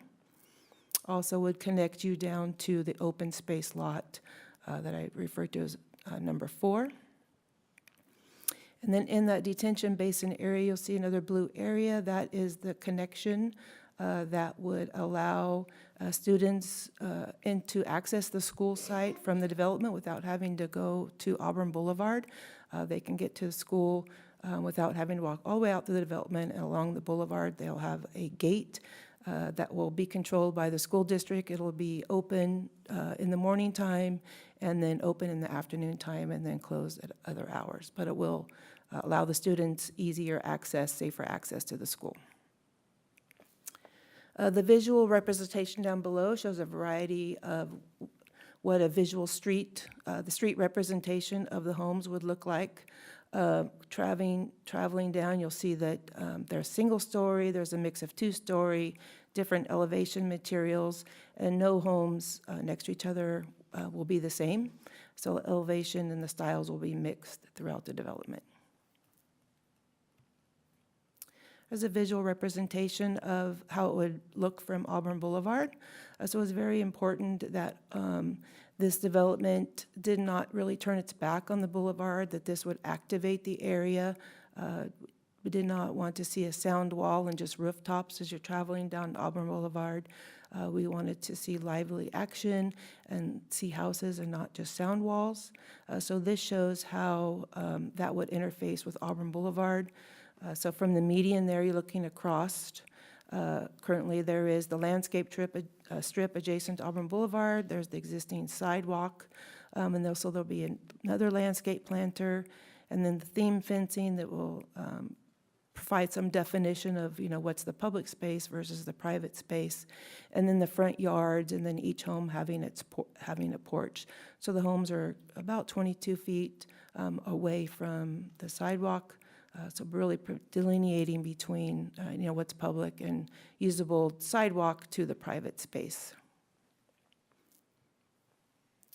The detention basin, as I mentioned, is a required feature of the development for the collection of water during storm events, and then the filtering of the water before it enters into the drain system. So it's a required element, but spend a lot of time working with the developer on this site really to make it a feature to not only ensure that they're having the appropriate plantings in there as needed to do what's required in filtering the water, but really so it would be a visual interest from Auburn Boulevard for people traveling by and looking that way from the street or walking by the sidewalk, not to see just fields of grass there that, you know, in the summertime when it's hot are dead. So there's a variety of mixture of plants, grasses, shrubs, trees that will really provide a visual interest from the street. And then also provide the nice walking path around the basin for the residents or the community to utilize. As mentioned, there is an affordable component to this project. 14 homes are set aside for the lower income families. And this is a requirement. So this property is currently owned by the city of Citrus Heights, where the property owner, Woodside, is the developer. But because the city owns the property, it does qualify under the Surplus Lands Act.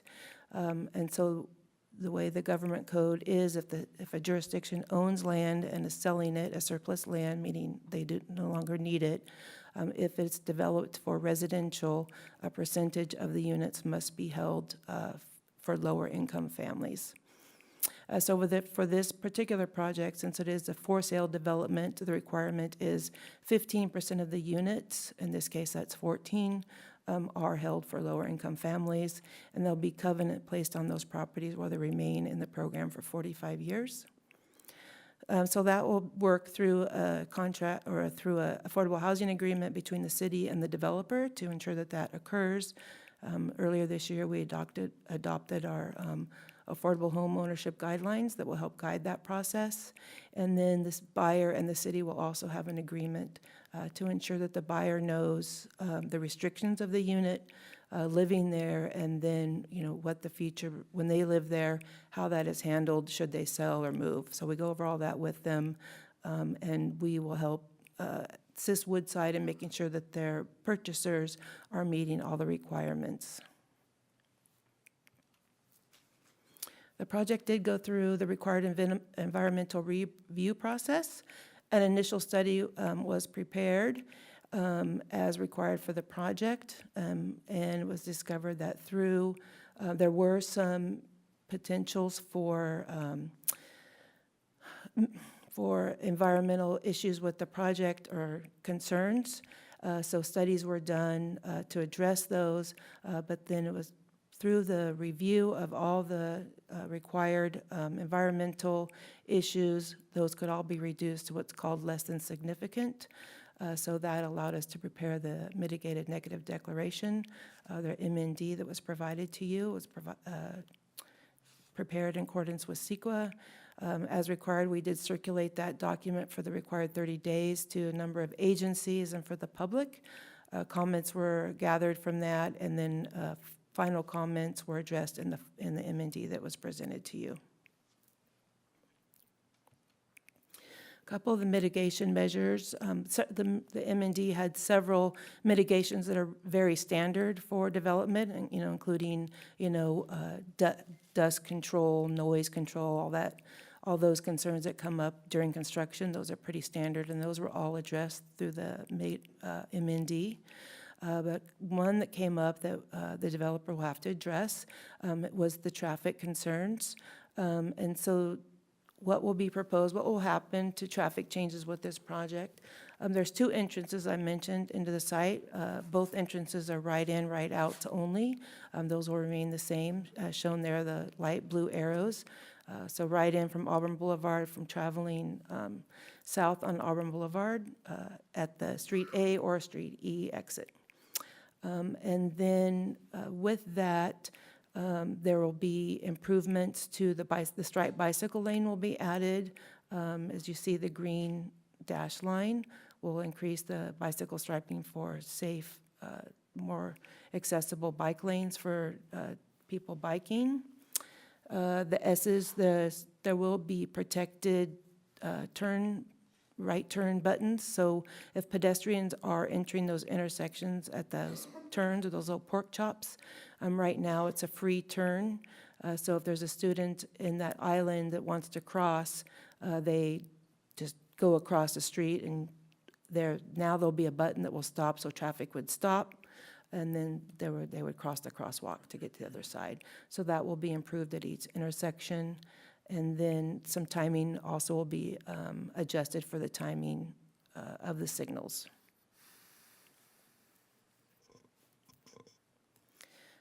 The one item that did come up was there was a concern that residents exiting the site would want to travel north on Auburn Boulevard. And so traditional standard would be you would take your right out of the development.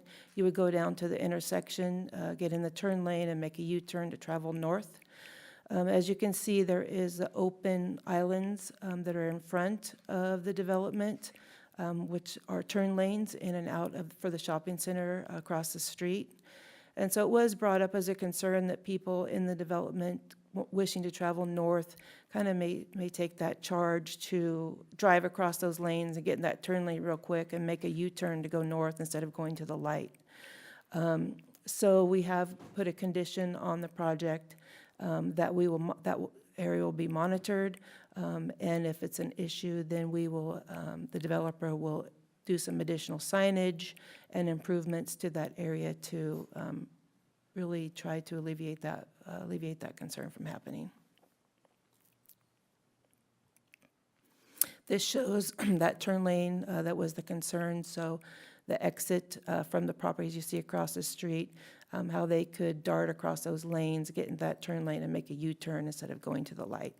So there is a sign there now that says no U-turns, but should that become an issue through observation, we may have to change that. As I mentioned, the city did purchase this property, really wanted to control what would happen here in the future. We felt the site was important enough for the city to acquire, so we could have more control about what happened there and choose the development partner. And so before we did that, before we released the offering memorandum for the development community, the city council did go through a series of land use of goals that they established so that when this property was put on the market, anyone interested in it would have a vision or have some ideas of what the city was looking for. So to highlight some of those, the council adopted goals on land use. One of the key goals was really for the property to consider its adjacency to the school and the cemetery. So this is a site that is adjacent to both those amenities, and those should be considered as the site is developed. This project has done that with its pedestrian connections to the school, has considered its internal connections to the community, so it has taken into consideration its adjacencies. And if the housing, if the site was developed with housing, that it should be for sale units designed for specific needs such as workforce housing, teacher housing, or similar type. So that was one of the adopted goals. This project's doing that by offering a variety of housing types and sizes. We have the alley-loaded smaller homes, and then we have the single-story and two-story units, along with the 14 units that are reserved for the lower income. So it is serving a variety of housing needs. Also, was the concept goals for the site. One of the concept goals as the site was to be developed, was really to enhance the pedestrian connections. We have the Sylvan Plaza, the city's little park there that really is underutilized because it's not really connected to anything. So this project does consider that, and it's created these pedestrian pathways throughout the site that will allow you to utilize that plaza. And then along, again, with the adjoining school property.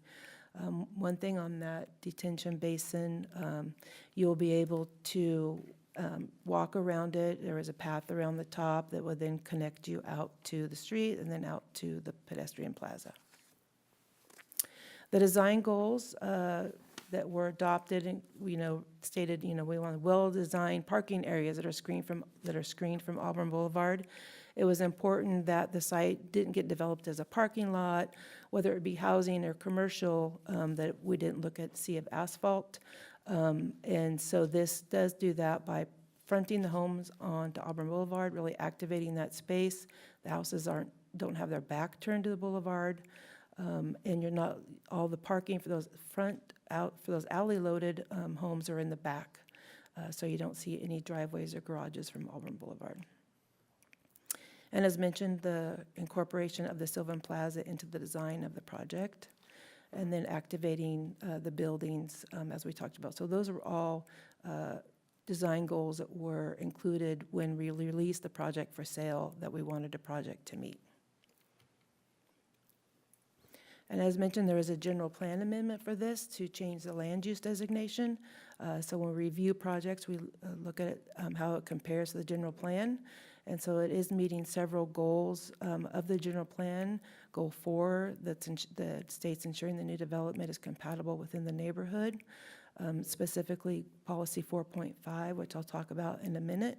And then goal 24, about increasing home ownership opportunities. That's really been a goal since the city's incorporation, is how we find ways to increase home ownership. Goal 25, provide adequate sites for a variety of housing opportunities to serve all residents. I believe this is doing this as well by providing the housing mix types, different sizes, as well as the units set aside for the lower incomes.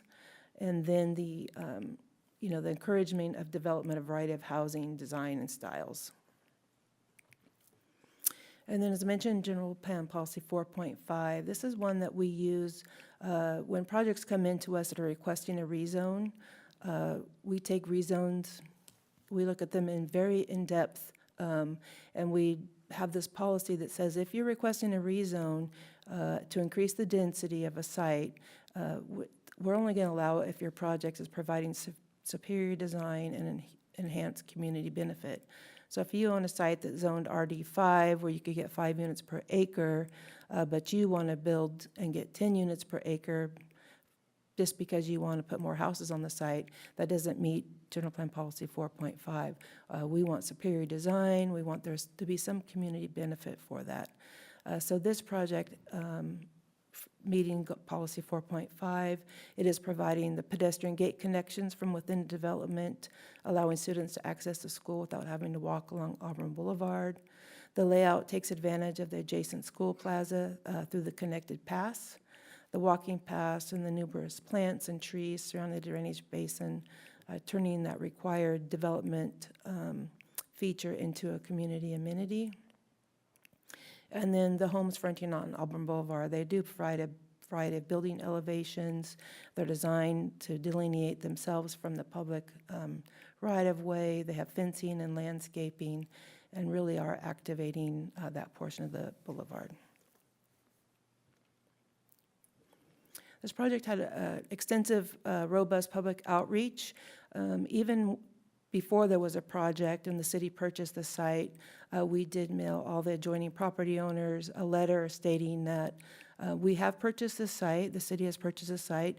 We will not be the developer, but we do intend it to sell it to some development in the future. So we did mail that and communicated to all the property owners in that area of our intention. And then after we received the application, same communications were sent to the owners. When we released it with offering memorandum on the market, we were also notified the neighbors that we were putting it on for sale. We asked them to engage with us through the goal, creation of those goals that we talked about. So we did communicate with them for quite a while before we even knew what was going to be developed there. When this property went for sale in the market through the offering memorandum, we didn't know what we were going to have. But we did let them know that we were going to be selling it. Once we did have a development interest and Woodside was selected, 2 community meetings were held earlier this year in January. Soon after we received an application, the Woodside did hold a community meeting to outreach to the neighbors, to show them their their vision for the site. I say it was a newer application, so the city hadn't even completed its initial review at this time, but they got early feedback from the neighborhood and the community by holding the meetings. And then throughout the process, after we had a more formalized project, they held a second community meeting in August to present to them the revisions and the project that you see tonight. And as traditional methods of communication, the site has been posted with our development sign. We've had it on the website, been articles in the newspaper. Up until today, we hadn't received any public comment on it or feedback, but we did receive some letters today, which have been shared with you at your chair. But that, at this point, that's what we have. And since this project includes some policies, the general plan, the rezone, this is your decision tonight, but we did go take this to the Planning Commission who reviewed the project. So they heard it on September 13th. They had many discussion items that are outlined here, what was talked about and clarified through the project. Ultimately, they reviewed it and they are recommending that you approve the project. They did that recommendation on a 4-to-1 vote, and their recommendation of approval is forwarded to you tonight. They want to talk a little about the general plan, as that really is, you're reviewing a general plan amendment. And so the general plan, as I mentioned, contains a lot of goals and policies that really kind of dictate our future and the city's vision for the future. And so the goals in the general plan are really the direction center, and they provide our general direction of how we'll develop. Some of the goals, they're abstract in nature, but no project is going to meet every goal. But in reviewing this through this extensive time and over the past several months, the project is presented to you as consistent and supports many goals of the general plan. There are several motions. There's 4 very long motions whenever you're ready, but I have a feeling that's going to be a while. So thank you for that, and it was a lengthy presentation. Happy to clarify and answer any more questions that you have. The development team of Woodside Homes is here. My traffic partners are here too, so we're ready to talk. Great. Thank you, Allison. I want to start by saying that I appreciate all of the work that you guys have put into this. This is a lot of work to be done here, and it's been a long time coming. So with that, and I very much appreciate all the hard work that you've put in. So should we open the public hearing at this point, or are any other clarifying questions from council? Yes? This is a question for Allison. Your slide kept showing 9 ADUs or DUIs or whatever they are. But the staff report says, I'm just trying to clarify this, the staff report says it's 94 units on 6.88 net acres. That's 14 per acre, it says in the staff report. So is it 9 or is it 14? Sorry about that. Yes, it is 9 units per acre using the 11-point-acre site. So that includes the streets then? Yes, So the net would be minus the streets? correct. So that's 6.88 acres. Correct. That has 94 units, which is 14. Okay. Just wanted to clarify that. Thank you. Any other clarifying questions? No? Yes, Tim? Yeah. Yes. Just a few, Vice Mayor. real quick. Why call one street or pavement an alley and another one a street? What's the difference? Sure, okay. So the homes that face Auburn Boulevard, the alley-loaded ones where they have the rear entrance, the garages are in the back, those are accessed from the alley. And so those will be private streets maintained by the HOA. And then the streets are the public streets that will be public city-maintained streets. So that's a mixture of private and public streets, similar to what you see in Mitchell Village. The smaller, narrower alleys are maintained by the HOA. That's interesting. And you mentioned HOA, and I just wanted to clarify this. So this development, if we did approve it, would have an HOA, an internal HOA, and they would be also in charge of all the landscaping, and so everything would be pretty much look the same. Individual homeowners would not have to go out and mow their 10-square-foot yard or anything like that. It all gets done, right? Correct. The front yards of all the properties, as well as that large detention basin, the maintenance of the open space lots, including the health of the existing trees, would all be part of the HOA management. So the front yards would all be manicured by the HOA. And can you go to a picture or slide that had the development that fronted, the portion that fronted Auburn Boulevard? Yep, right there. So that fence right there, I think you said that the front doors were 22 feet away from the sidewalk, and then there's a small portion of grass there by the street. That would be a part of the development and responsibility of the HOA? The HOA would start, I think the back of the sidewalk would begin the HOA where the new landscaping is in front of the fence. That's part of the development and would be managed by the HOA. So who's going to come out and cut that grass by the street? Well, we do that, it's part of us now. It's the city, it's existing. So that's not part of somebody's property then? That would be public property? Correct, where the sidewalk, and then the landscaping between Auburn Boulevard and the sidewalk is the city's. Okay. And then that fence, I have deep concerns about this area and the safety of people who live here. A vehicle going 45 miles an hour travels 66 feet in 1 second. 1 second. And is there a way that we can consider requiring having bollards put up along there? I don't think a fence is going to serve any real good purpose. The car's just going to go right through a wooden fence probably. But bollards would stop cars. And I don't know if that's something that we can require at this point, but it certainly would make the lives of these people a whole lot safer if we can do that. And then my final thing is that I don't know how deep, we were given these CC&Rs tonight, and I don't know how deep we can get into these at all, but one of the ones that caught my eye real quick was that there is a requirement, that a prohibition to any gates along the units that face the school. I think that's wrong. I think that's wrong because I think kids can be very safe that live in these homes by simply going out their gates. My daughter goes to an elementary school, and they're surrounded by homes, and there's several of them that have gates. Kids just come right onto the school ground, and it's much safer. I don't really see why that would be a risk at all as far as to the school. If anybody wanted to do something nefarious from one of those homes, whether they had a gate or not wouldn't be an issue. So I don't know if we can consider dropping that requirement and allowing people to put gates in their backyard so their kids can go directly to school. And that's it for now. Any other questions? Okay, so I have I have another question when you finish. Oh, no, go ahead. So the affordable housing, this wasn't something I saw in the, so who's in charge of following it up? You know, when we're doing the Sayonara ones, we have an organization that's going to continue, and if the person needs to leave, they find another person. Is the city going to be in charge of all of that?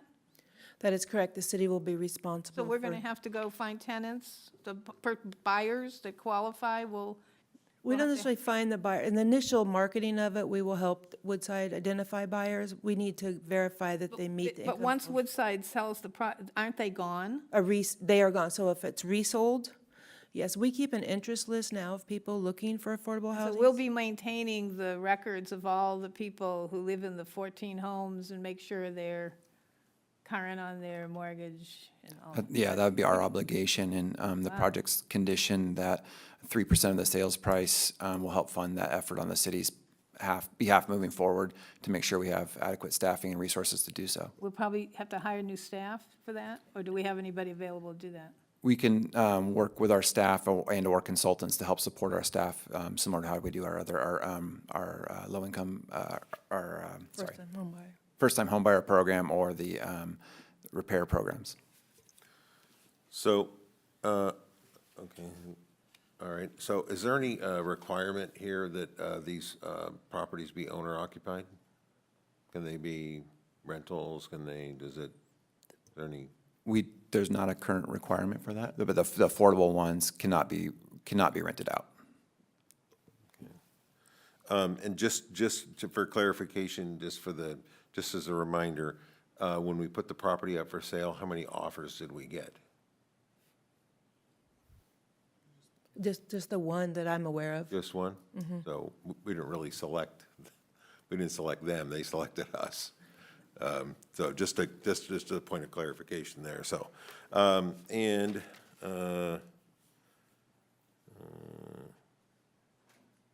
Okay, I think that's all I have for now.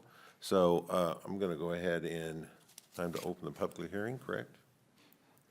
The applicant is here, Mayor, to also, I believe they have a brief presentation as well. What's that? The applicant is here for a brief Oh, okay. presentation as well. So, yeah, can we hear the applicant's presentation at this point? Yes, and that can be part of the public, the part of the public hearing. Yeah, let's start with the applicant's presentation, please.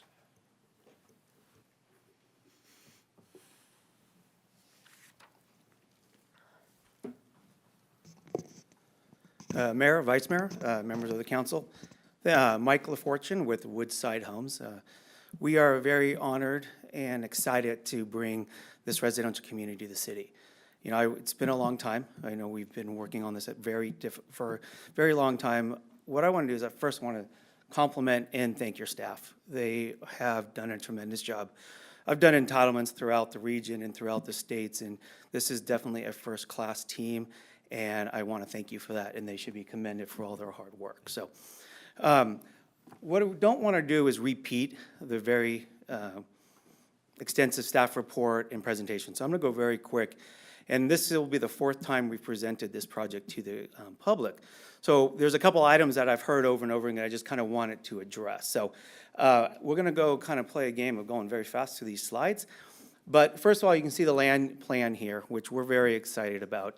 I do want to address early on in the process, there's a very nice blue oak heritage tree right at the entrance that we feel is very important to save. Our original plan was for 95 lots. It was suggested from staff, lose a lot, protect that tree. We worked with the arborist, we worked with our engineers. We've extended the size of the letter lot. Think of it as a landscape lot. So it is a fair to poor tree per the arborist report. So we've agreed to mitigation that in the event something does happen to this tree over development, will probably be mitigated, whether it's because of development or just the age of the tree. But it was important to us to really create a very nice sense of entry into this community. You can see the landscaping around the entrances to the alley lots. Really to try and we have landscaping on one side of the alleys, really just to make that feel to be attractive. Next slide, please. We've already addressed this. I think the bollard question will probably be more something to discuss also for the safety of the pedestrians on the sidewalk. Is the bollards go into the landscape strip right up against the curb, but then you're giving protection to the pedestrian on the sidewalk as well as the house. That could be something to think about. You already have the right-of-way and so forth in there. Next slide, please. Oh, I do want to compliment staff. We, as home builders, do not typically design architecture before we own a property. That's one of the reasons it took a little extra. It takes a while to do product. We're very excited that we get to present now what these beautiful homes will look like, so that's was a positive. We have a variety of square footages, we have a variety of price points, and that's what we're excited about, providing housing that can be attainable for a much larger population than if this was a different community, some, you know, of larger homes and so forth. Next slide, please. So you can put on this slide, we did list all the various traffic mitigations. We understand traffic is a significant concern. It was a concern day one, it's still a concern. But the key is we are implementing all of the mitigation measures that the city's traffic study prepared. We are keeping the level of service at the same pre-development level. So yes, there's modest increase, but it is not making it to a failed intersection. It's not changing the LOS service to a different, downgrading it. Next slide, please. One of the key things was parking. It was very challenging. This is a small lot, and we wanted to make sure we could, having those alley loads to face the street as a requirement going in, created some design challenges. Parking is always a challenge in a small community. What we did is we shrunk the depths of some of our homes so that we could provide parking in the alleys. And so there is rows of parking. I think there's 22 parking stalls on the back side of the alley, which is not usual. We have alley load product in 4 different communities right now throughout the region, and none of them have parking in the alley. So city felt that was important early in the planning stage. We came up with a plan. Had questions, can you fit an SUV in the single car garage? The answer is yes, there's a 10 by 20 clear space. We also had questions on the depth of the garages. Can you fit an SUV? They're 20-foot depth. So we've really tried to think about all the key components, and staff's been really good about bringing up ideals and, hey, have you thought about this? Next slide, please. So we talked about the landscaping. I won't go through that, but it's really important that we are offering passive recreational. In an 11-acre site, you don't really get that too often. We have about a 0.2 acre passive recreation, which is signified as number 4. I'll show you some examples of what we feel that could look like. Next slide, please. Trees. Trees are always a concern. We talked about maintaining as many of the large trees that we could. Yes, there is going to be approximately 38 trees being removed. We are going to plant 156 trees in compliance with the city's tree ordinance. And those were also, as we mentioned, the HOA will be maintaining the open space, the front yards. And so you can make sure and be confident that this community will look nice well after Woodside has sold the last house. Next slide, please. There's just some imagery. We thought about what would look good, what would embrace the heritage, the history of this site, how can we make it inviting. Next slide, please. Different things that we can look at, fencing and so forth, monumentation, entryway features. Next slide, please. Thought it was really important also to think, typically this comes much later down in the road, but what is the front yard landscaping going to look like? What is the backyard of the alley landscaping going to look like? So we really spent a lot of time with staff finding, is this going to be a community that's going to look great day one, but also many years from now? Because we want to drive by as a Woodside home builder. That's my community. You guys want a beautiful community in the long run. We have shared goals and common interests in this community. This is an entry feature. It's kind of looked at how we can make it. We really want it to feel inviting, make it have an attractive appeal from the streets, but also as you're in there, you're proud of your community. You can see kind of the concepts that we looked at as the entry features. Next slide, please. So we have a couple paseos going in and out by the detention basin, so we've thought about what those could look like. Next slide, please. And apologies, slow me down if you want. I just want to respect time. So this 0.2 acre approximate lot that we originally were going to put a house there, but we felt we needed an amenity for the community. Really is going to have something, and these are just some different furniture or equipment that we could have in there, different themes. This has not been approved by the city. We will come in with a amenity package to show what we're going to build there, what the HOA will take. Just some ideals. It could be a great place to relax, a great place to read a book. Those concrete ping pong tables are pretty popular in a lot of the parks that we're building. Next slide, please. So probably one of the biggest points of discussion has been this detention basin. And from day one, the city has been very clear that we have to make this not look like 95% of every other detention basin in the Sacramento region. We're a dry climate, very hot. We're a very hot climate. Basins have to serve their purpose. We've talked a lot of time. Could this be a dog park when it's not watering? Could it be a passive recreation? But there's slopes because it has to maintain water. So we felt that it wouldn't really be another passive active use within the basin itself. So we decided to put trails around it, put a fencing around it to make sure that everyone is safe. Next slide, please. But the aesthetics were most important. The corner, the Sylvan Corners is a very iconic location. We want this is where you'll be seeing the corner. We want to make sure that it's inviting, that it looks like we thought about it and it wasn't just a basin left there. So this is coming in from the community into the basin area. We really have drought tolerant landscaping theme and enhanced landscaping concept, really to make it feel like there's multiple layers. Still has a service function, but there's multiple layers of shrubs and rocks and other materials to make it inviting. Next slide, please. We also thought and we heard, how is this going to look from the streets? We wanted to make it look nice. So here's a 3D rendering of what you're going to see either as someone walking riding a bike, driving. And you can kind of see, the decorative fence and then the landscaping and the trees. It really is a continuation of the great work that's done at that corner. And we felt that was important because it's a lasting legacy on, hey, that was well thought out. No one's going to know that that's really a basin right there. Next slide, please. And this is just another rendition of what we had in there. So we heard about some of the things we talked about. We heard about the tree was concerned. We've heard the pros and cons of the alley.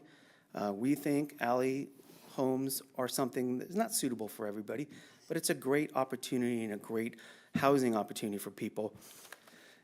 And there was a concern we had, there's not enough outdoor living space. Well, we understand that. It's a small lot, but there is over 633 outdoor space in your backyard. We even made sure that the garage, 2 gates, so you can put your garbage can on either side. Staff has really made us think about all these components so that you're not stuck after approval to go, oh, we didn't think about that. So we really have tried to, and staff has been really good about questioning us, is that going to work?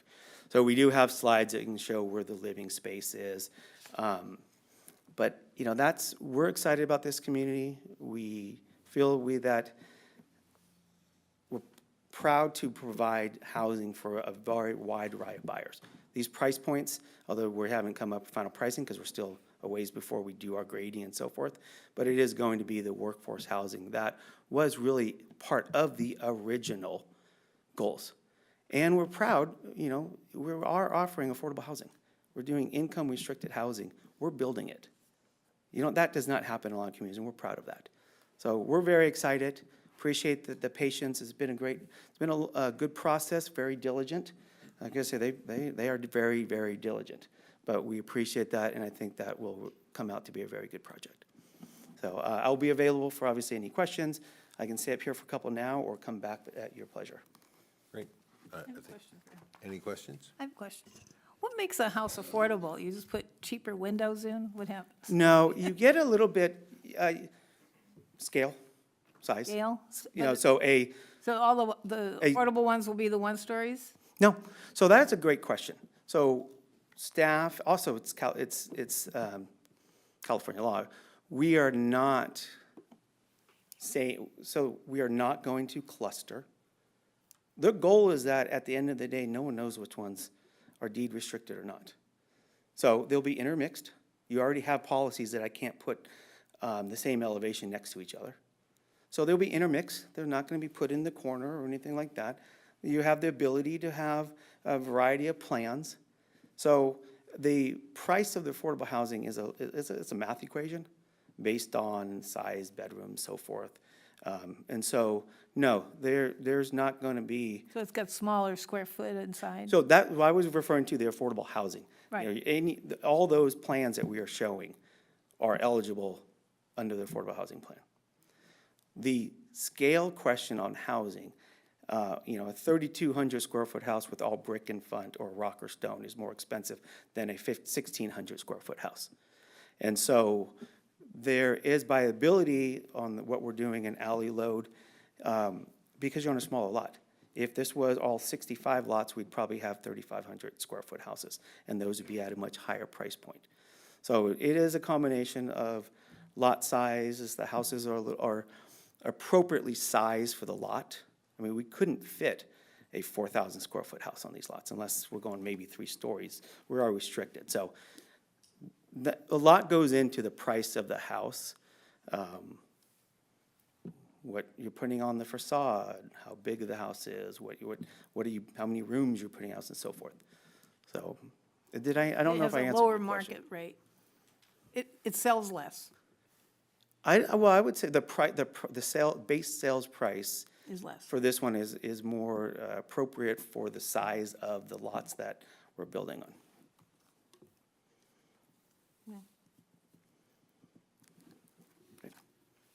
Great, I'll be available for any further questions. Thank you. Thank you. Any other questions? No? Okay. So So I'm going to go ahead and open the public hearing, because I know we have a couple of people, at least one person wants to speak on this. Do we have any written comments for you? I do have one written comment to Okay, read. so we'll go ahead and take the folks that are in person first, and so open the public hearing, and I want to call Forrest Allen to the podium.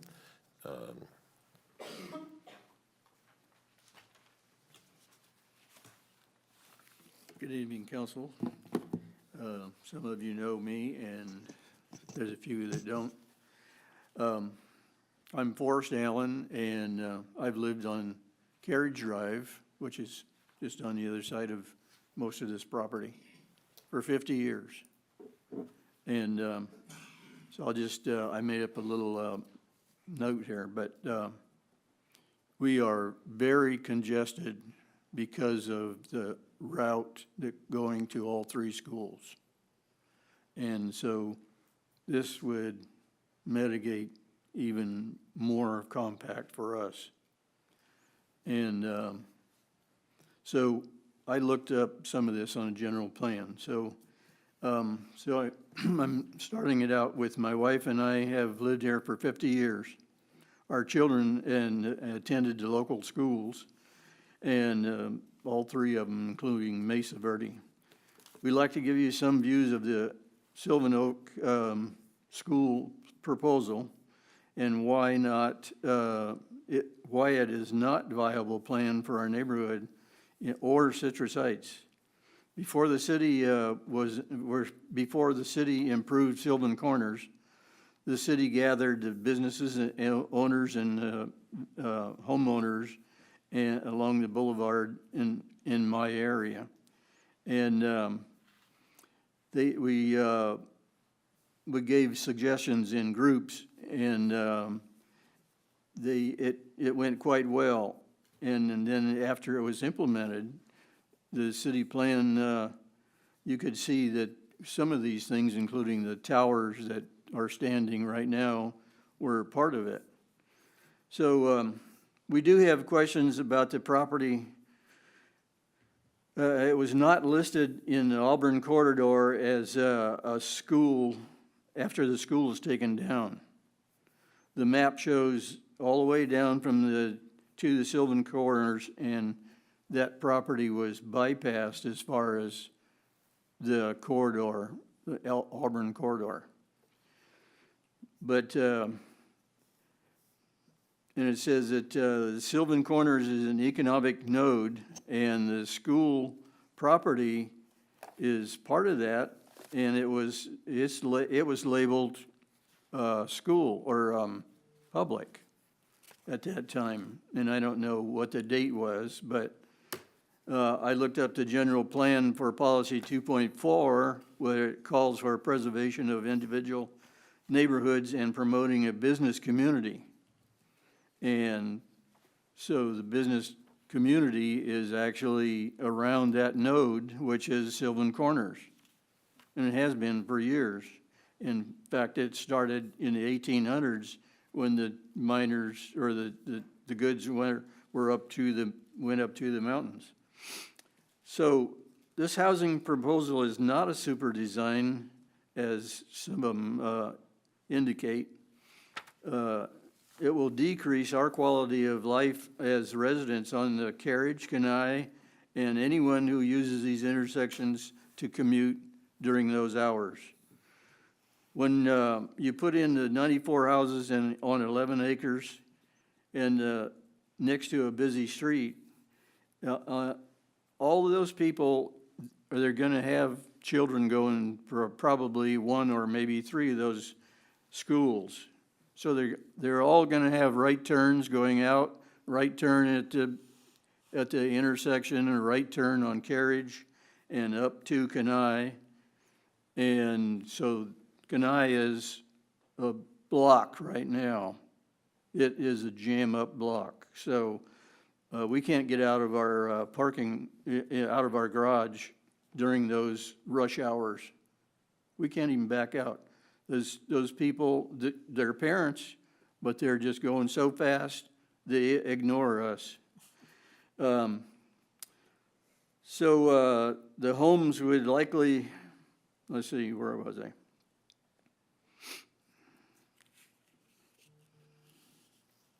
yeah, we can't back out. And I looked up policy 2.4, which says preserve individual neighborhoods and promote the prosperous business or the community. This development prohibits more of the prosperous business, and it actually breaks it up. And and we looked up 29.2, which actually measures the amount of traffic flow, and it says these are actually included in the morning, mid, and daytime and afternoon hours. And I don't see how the city is going to actually maintain a flow with more people coming from that neighborhood. It's just impossible. So I really don't agree with the program myself and my wife. And there's a lot of neighbors, and we have longtime neighbors. We've been there 50 years, and we have a lady that's been there 60 years. And she's raised 5 kids there, and she's still there. And so we have some old-time neighbors, and so this development just doesn't go with the same type, and it just makes our street in particular, and Kenai, and Loopy Lane, all 3 of them are going to be congested even more, with at least, say, 2 kids from each family in there. So that's 200 more kids or so, and you're going to have maybe 2 cars per family. So I would say vote no on it, no matter what the state is actually trying to tell you to produce more family homes. It's not viable. Thank you, Forrest.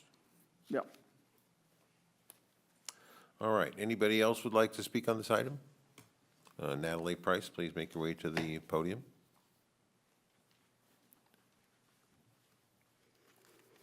Thank you, Mr. Mayor, Vice Mayor, council members, staff, and neighbors. I did turn in a speaker card. As you said, my name is Natalie Price, and although I do sit on the Planning Commission, I am here tonight as president of both REACH and Neighborhood Area 10. I want to be very clear that I am not speaking on behalf of the board tonight, but instead I stand before you at the bequest of community members to specifically advocate for the preservation of neighborhoods and quality of life for Citrus Heights residents. Citrus Heights was developed with neighborhoods in mind. After our incorporation in 1997, the city was divided into 11 areas. The proposed development is located in Neighborhood Area 2. I want to emphasize that I am pro-humans having homes. I am pro-housing. I am pro-affordable housing. I am pro-single and multifamily units, pro-live work, pro-mixed use, pro-homes. I'm not a NIMBY. I understand and I agree that Citrus Heights needs to do our part to assist with meeting regional housing goals. However, the voices from the community that I have been hearing, the materials that I have read, and that discerning voice deep inside of me says it's not this development and not this corner.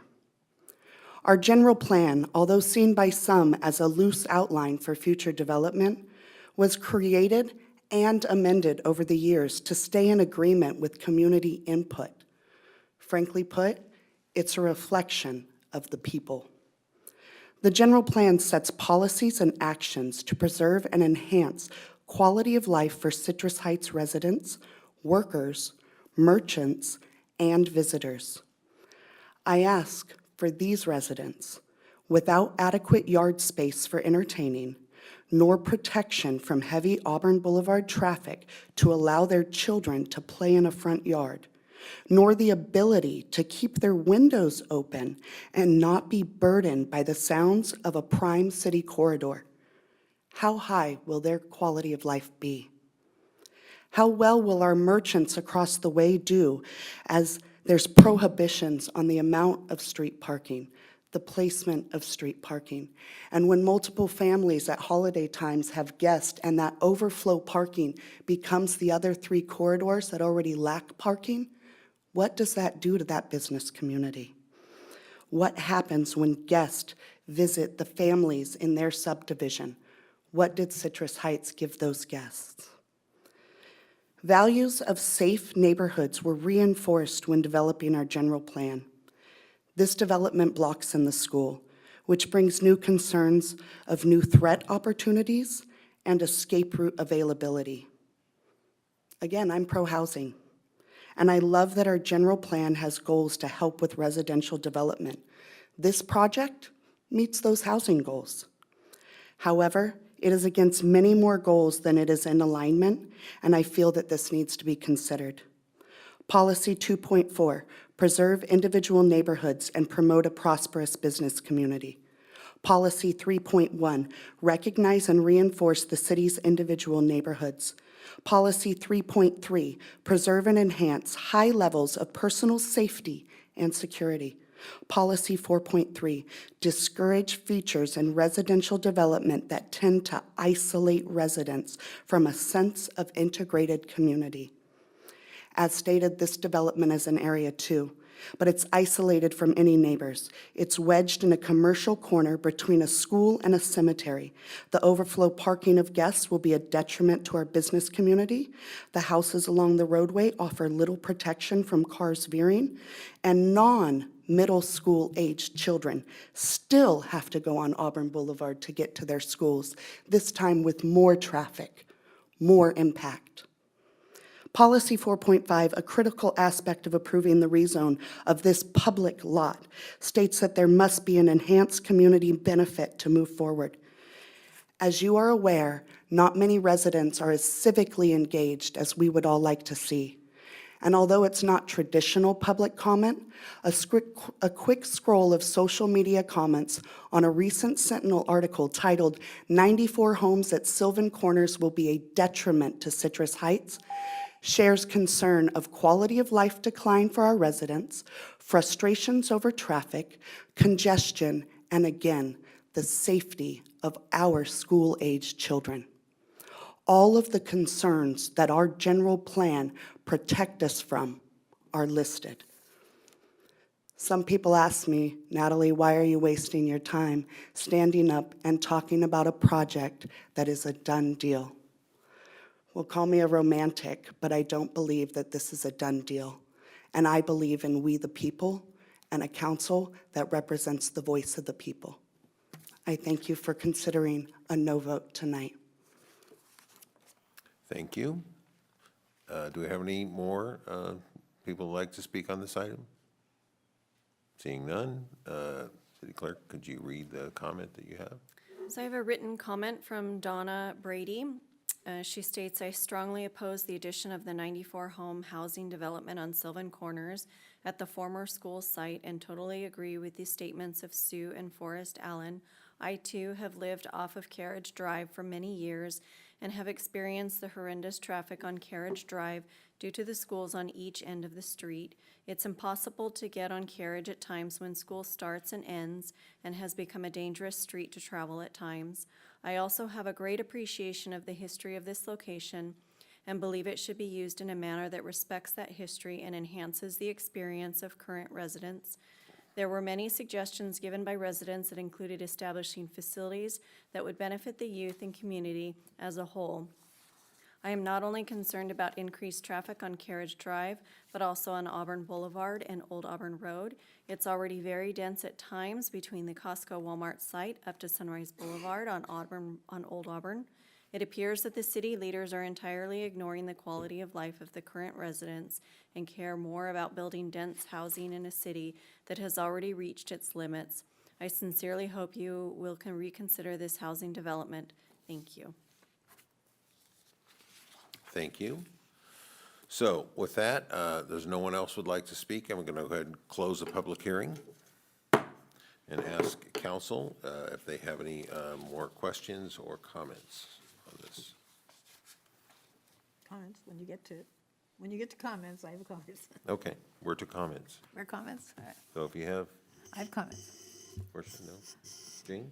Okay, so we're looking at the general plan, and the first requirement is to find the amendment would result in enhanced community benefit.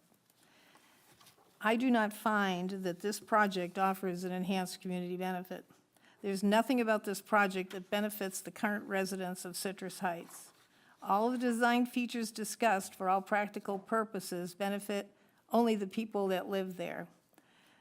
The rest of us get increased traffic congestion, more demand on city services, more police maybe we'll need to hire, especially cumulatively with all the other new developments going on in the city and potential annexations. Any increased revenue from property taxes is more than negated by the cost of providing these city services. I also do not find that the amendment to amend the general plan would be consistent with all the other provisions of the general plan. Specifically, Goal 3, which was not in the staff report, which was to maintain safe and high-quality neighborhoods.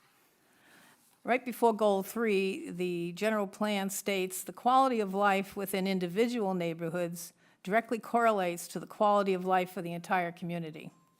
So what's the quality of life for people in this development? Inadequate yard space with no room for family or neighbors to get together, no room for barbecues, even family dogs, vegetables, or flower garden. They are required to keep their garbage cans, including the swill buckets of organic waste, my favorite, in their garage. Please don't make me go in the garage. If they can squeeze the buckets around the cars. The alley-loaded houses must keep their windows closed to reduce noise and pollution. And then I was thinking if they all got electric cars and you had the one-car garage guy with the one story with the one-car garage, they'd have to take turns moving their cars in and out to charge the car up at night. And you'll get your car out, it's my turn to plug in. And so policy 3.1 that's under that goal recognizes and reinforces the city's individual neighborhoods by recognizing the neighborhood associations and the relationship the city has with these associations. And this project totally isolates these residents from the rest of Area 2. Other than the fact that the roads are open, this is a gated community. It's closed to the rest of the community, basically. I mean, say it's open and you can go in there, but you have no reason to go in there. It's an isolated neighborhood. Goal 4, which we did cite tonight in the staff report, ensures that new development is compatible within the neighborhoods. Policy 4.1 requires new residential development to maintain or enhance the positive characteristics of the surrounding neighborhood. The surrounding neighborhood is Area 2. This is not integrated into that neighborhood, and it's just totally isolated. I think that's its major flaw for this policy. Policy 4.2 is to ensure that decisions concerning land use and development are not detrimental to the positive character and identity of existing residential neighborhoods in Citrus Heights, which this does. And directly on point, and not in the staff report, is policy 4.3. Natalie, you missed that one. Discourage features in residential neighborhoods, in residential development that tend to isolate residents from the rest of an integrated community. And this definitely does do that. The major policy here, though, is we're asked to look at policy 4.5. The intent of 4.5 is to ensure that rezone projects that result in an increase of residential density that has a superior design, as opposed to what they call, as opposed to standard development. So I'm not sure what the difference is between standard development and superior design, but that's superior design. And then it's also the intent that it won't impact any existing losses or issues, any existing issues that are already present in the neighborhood. So the burden is on the applicant to show the superior design. He says it's a superior design, that doesn't make it so. So I'm looking, what is the superior design? So you've got to look at more than just the drawings, the colors, the elevations, the site amenities, those are all nice. But here's what else they have. No yards, no real side yard, no room for your dog unless it's a Chihuahua or a Yorkie, No room for a garden, maybe you could put a pot on your doorstep. No room for a family get-together, you can schlep all your stuff down to the big green area and carry all your dishes and forks and spoons, maybe have something down there. They have to crowd the garage with the garbage cans. This is superior development, I'm not sure. The houses that front Auburn Boulevard can't open their windows. They're given double panes and extra insulation for the noise. Whoopee. They're isolated from the rest of the neighborhood. The overall design, to me, is not superior. I'm not even sure if it's better than standard development. The existing issues, we've heard about the traffic congestion from the school traffic, especially from Mesa and Carriage Elementary. So I don't believe this is superior design. I don't believe this enhanced community benefits. As I've already mentioned some of those.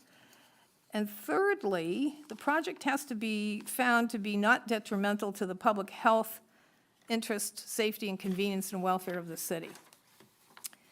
And the access gate only goes to the middle school, as pointed out.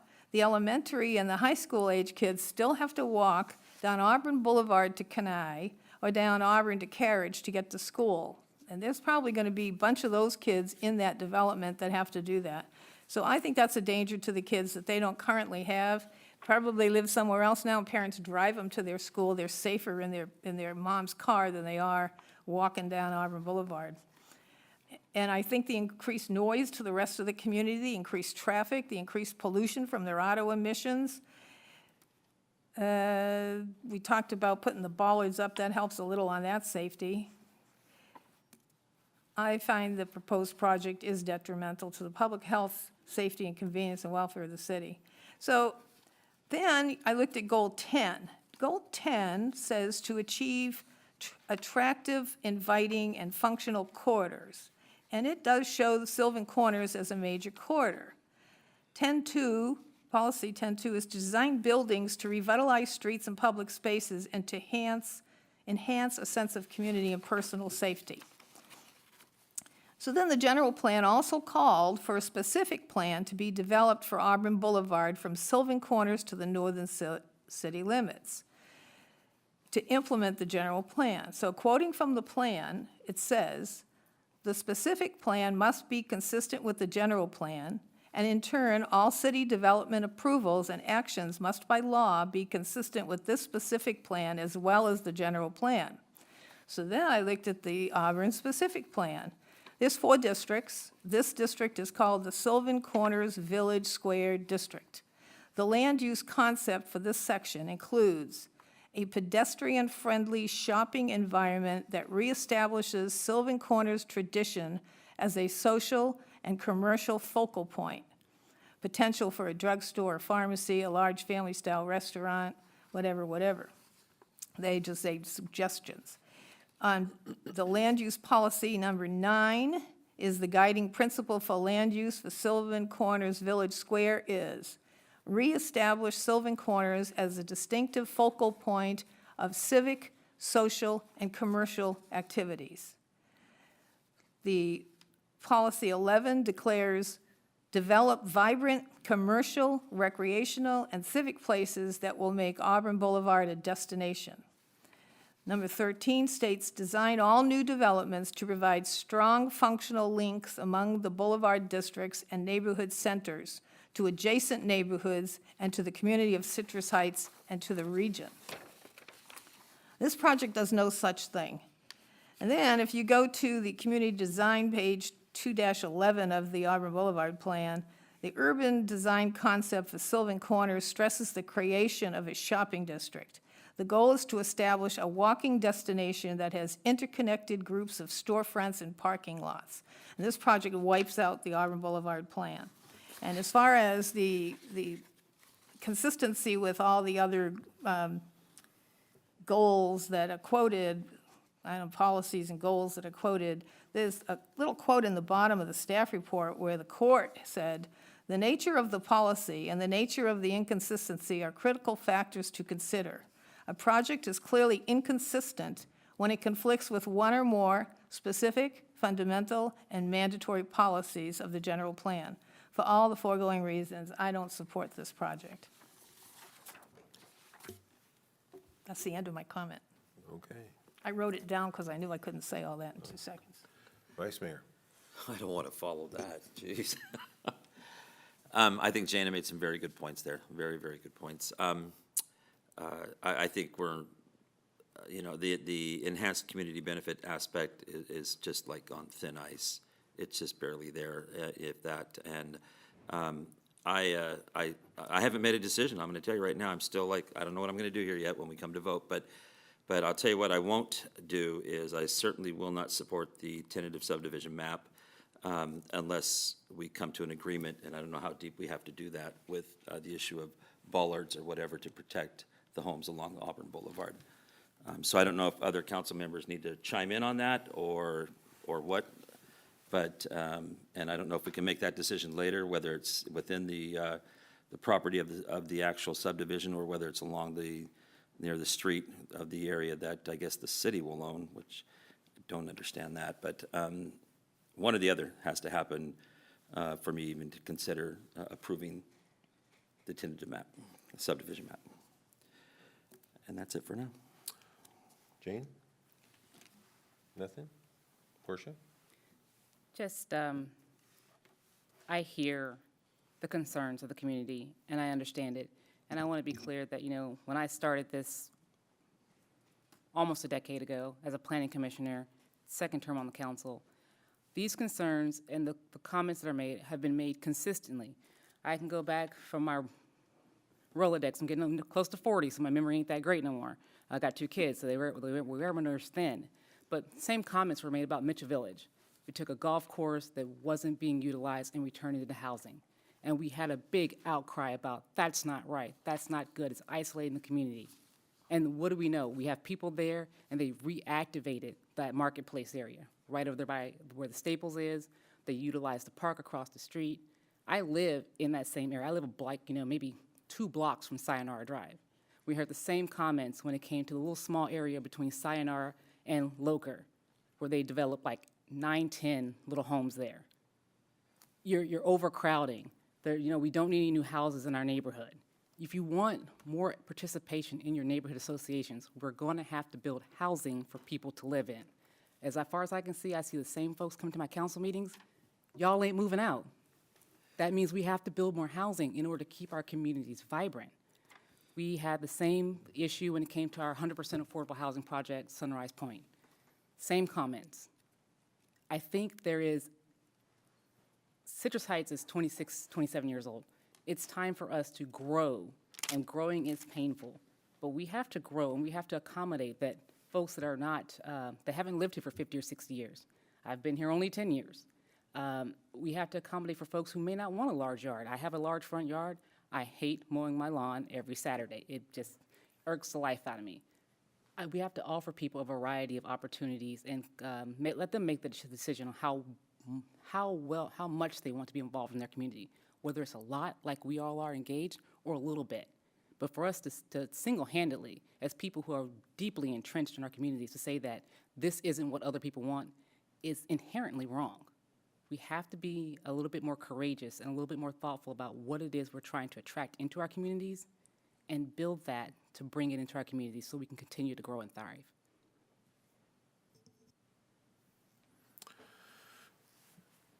Any other comments? Okay, so some really compelling arguments tonight. Janie, you really did your homework. Really impressive. And I would have to say that I'm very compelled by a lot of those points that you made. I'm also compelled by what I heard from public comment here. And I'm here to represent the community. And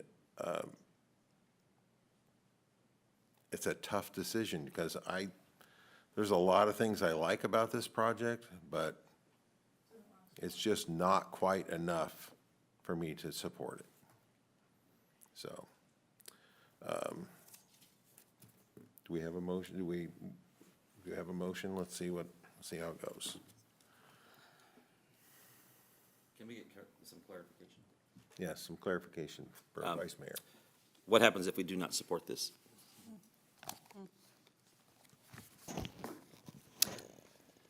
If the council were to deny the project, it would end the entitlement process for that. And just for FYI, the policy is that that site would be restricted from proceeding with another entitlement type for a period of 1 year.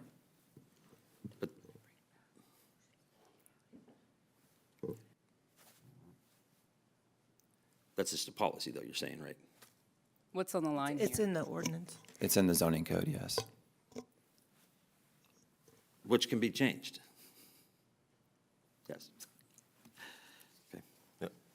Can you back up and clarify what you, so for, explain that a little bit more to me.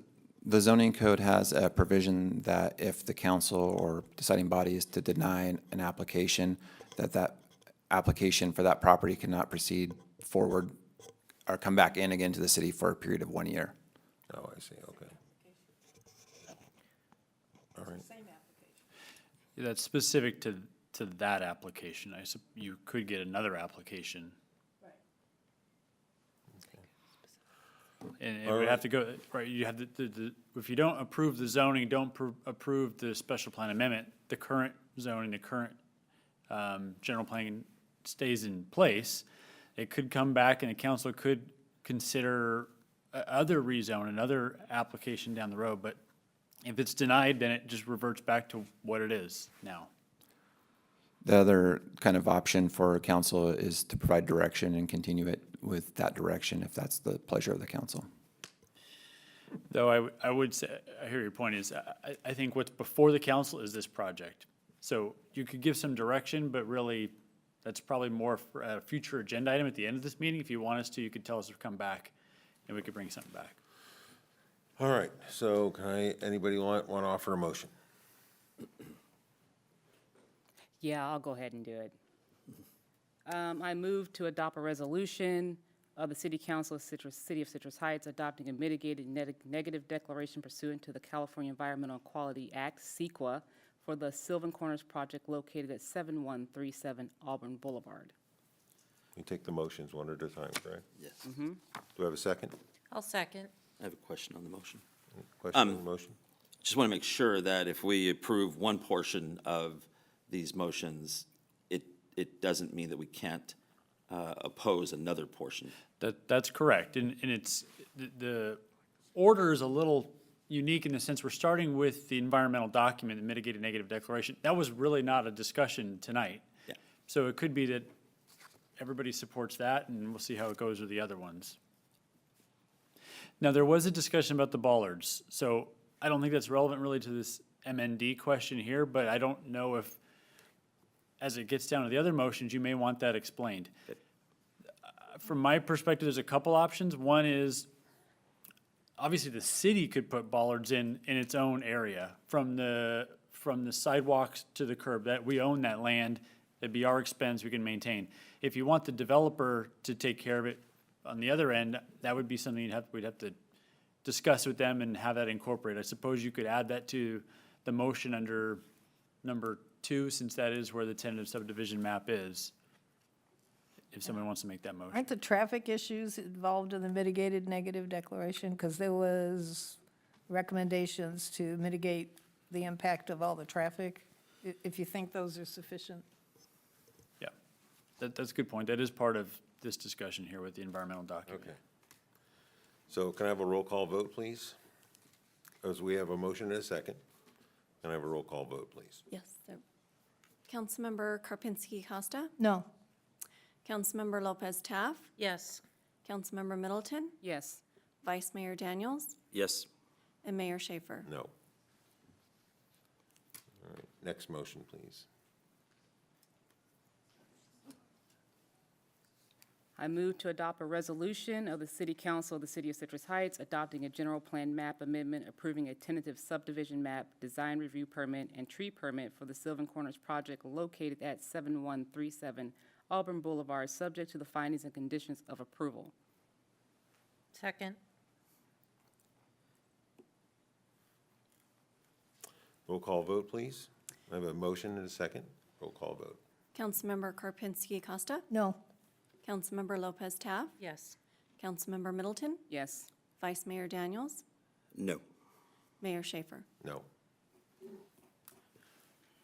Well, Mayor, with that vote, I don't see that motions 3 and 4 are relevant at this point.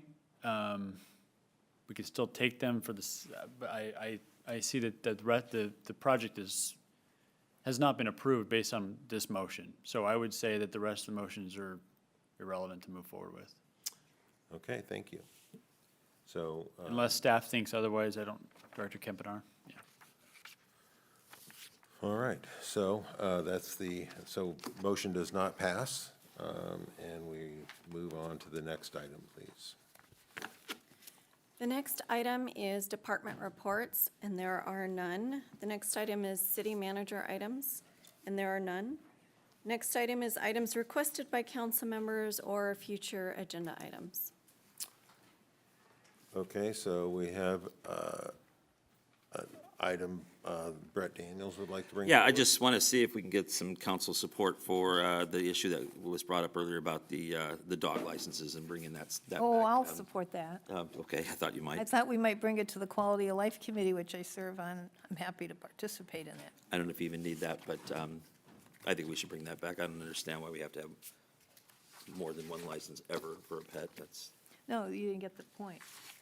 You can get a lifetime license for a cat and not for a dog. Okay.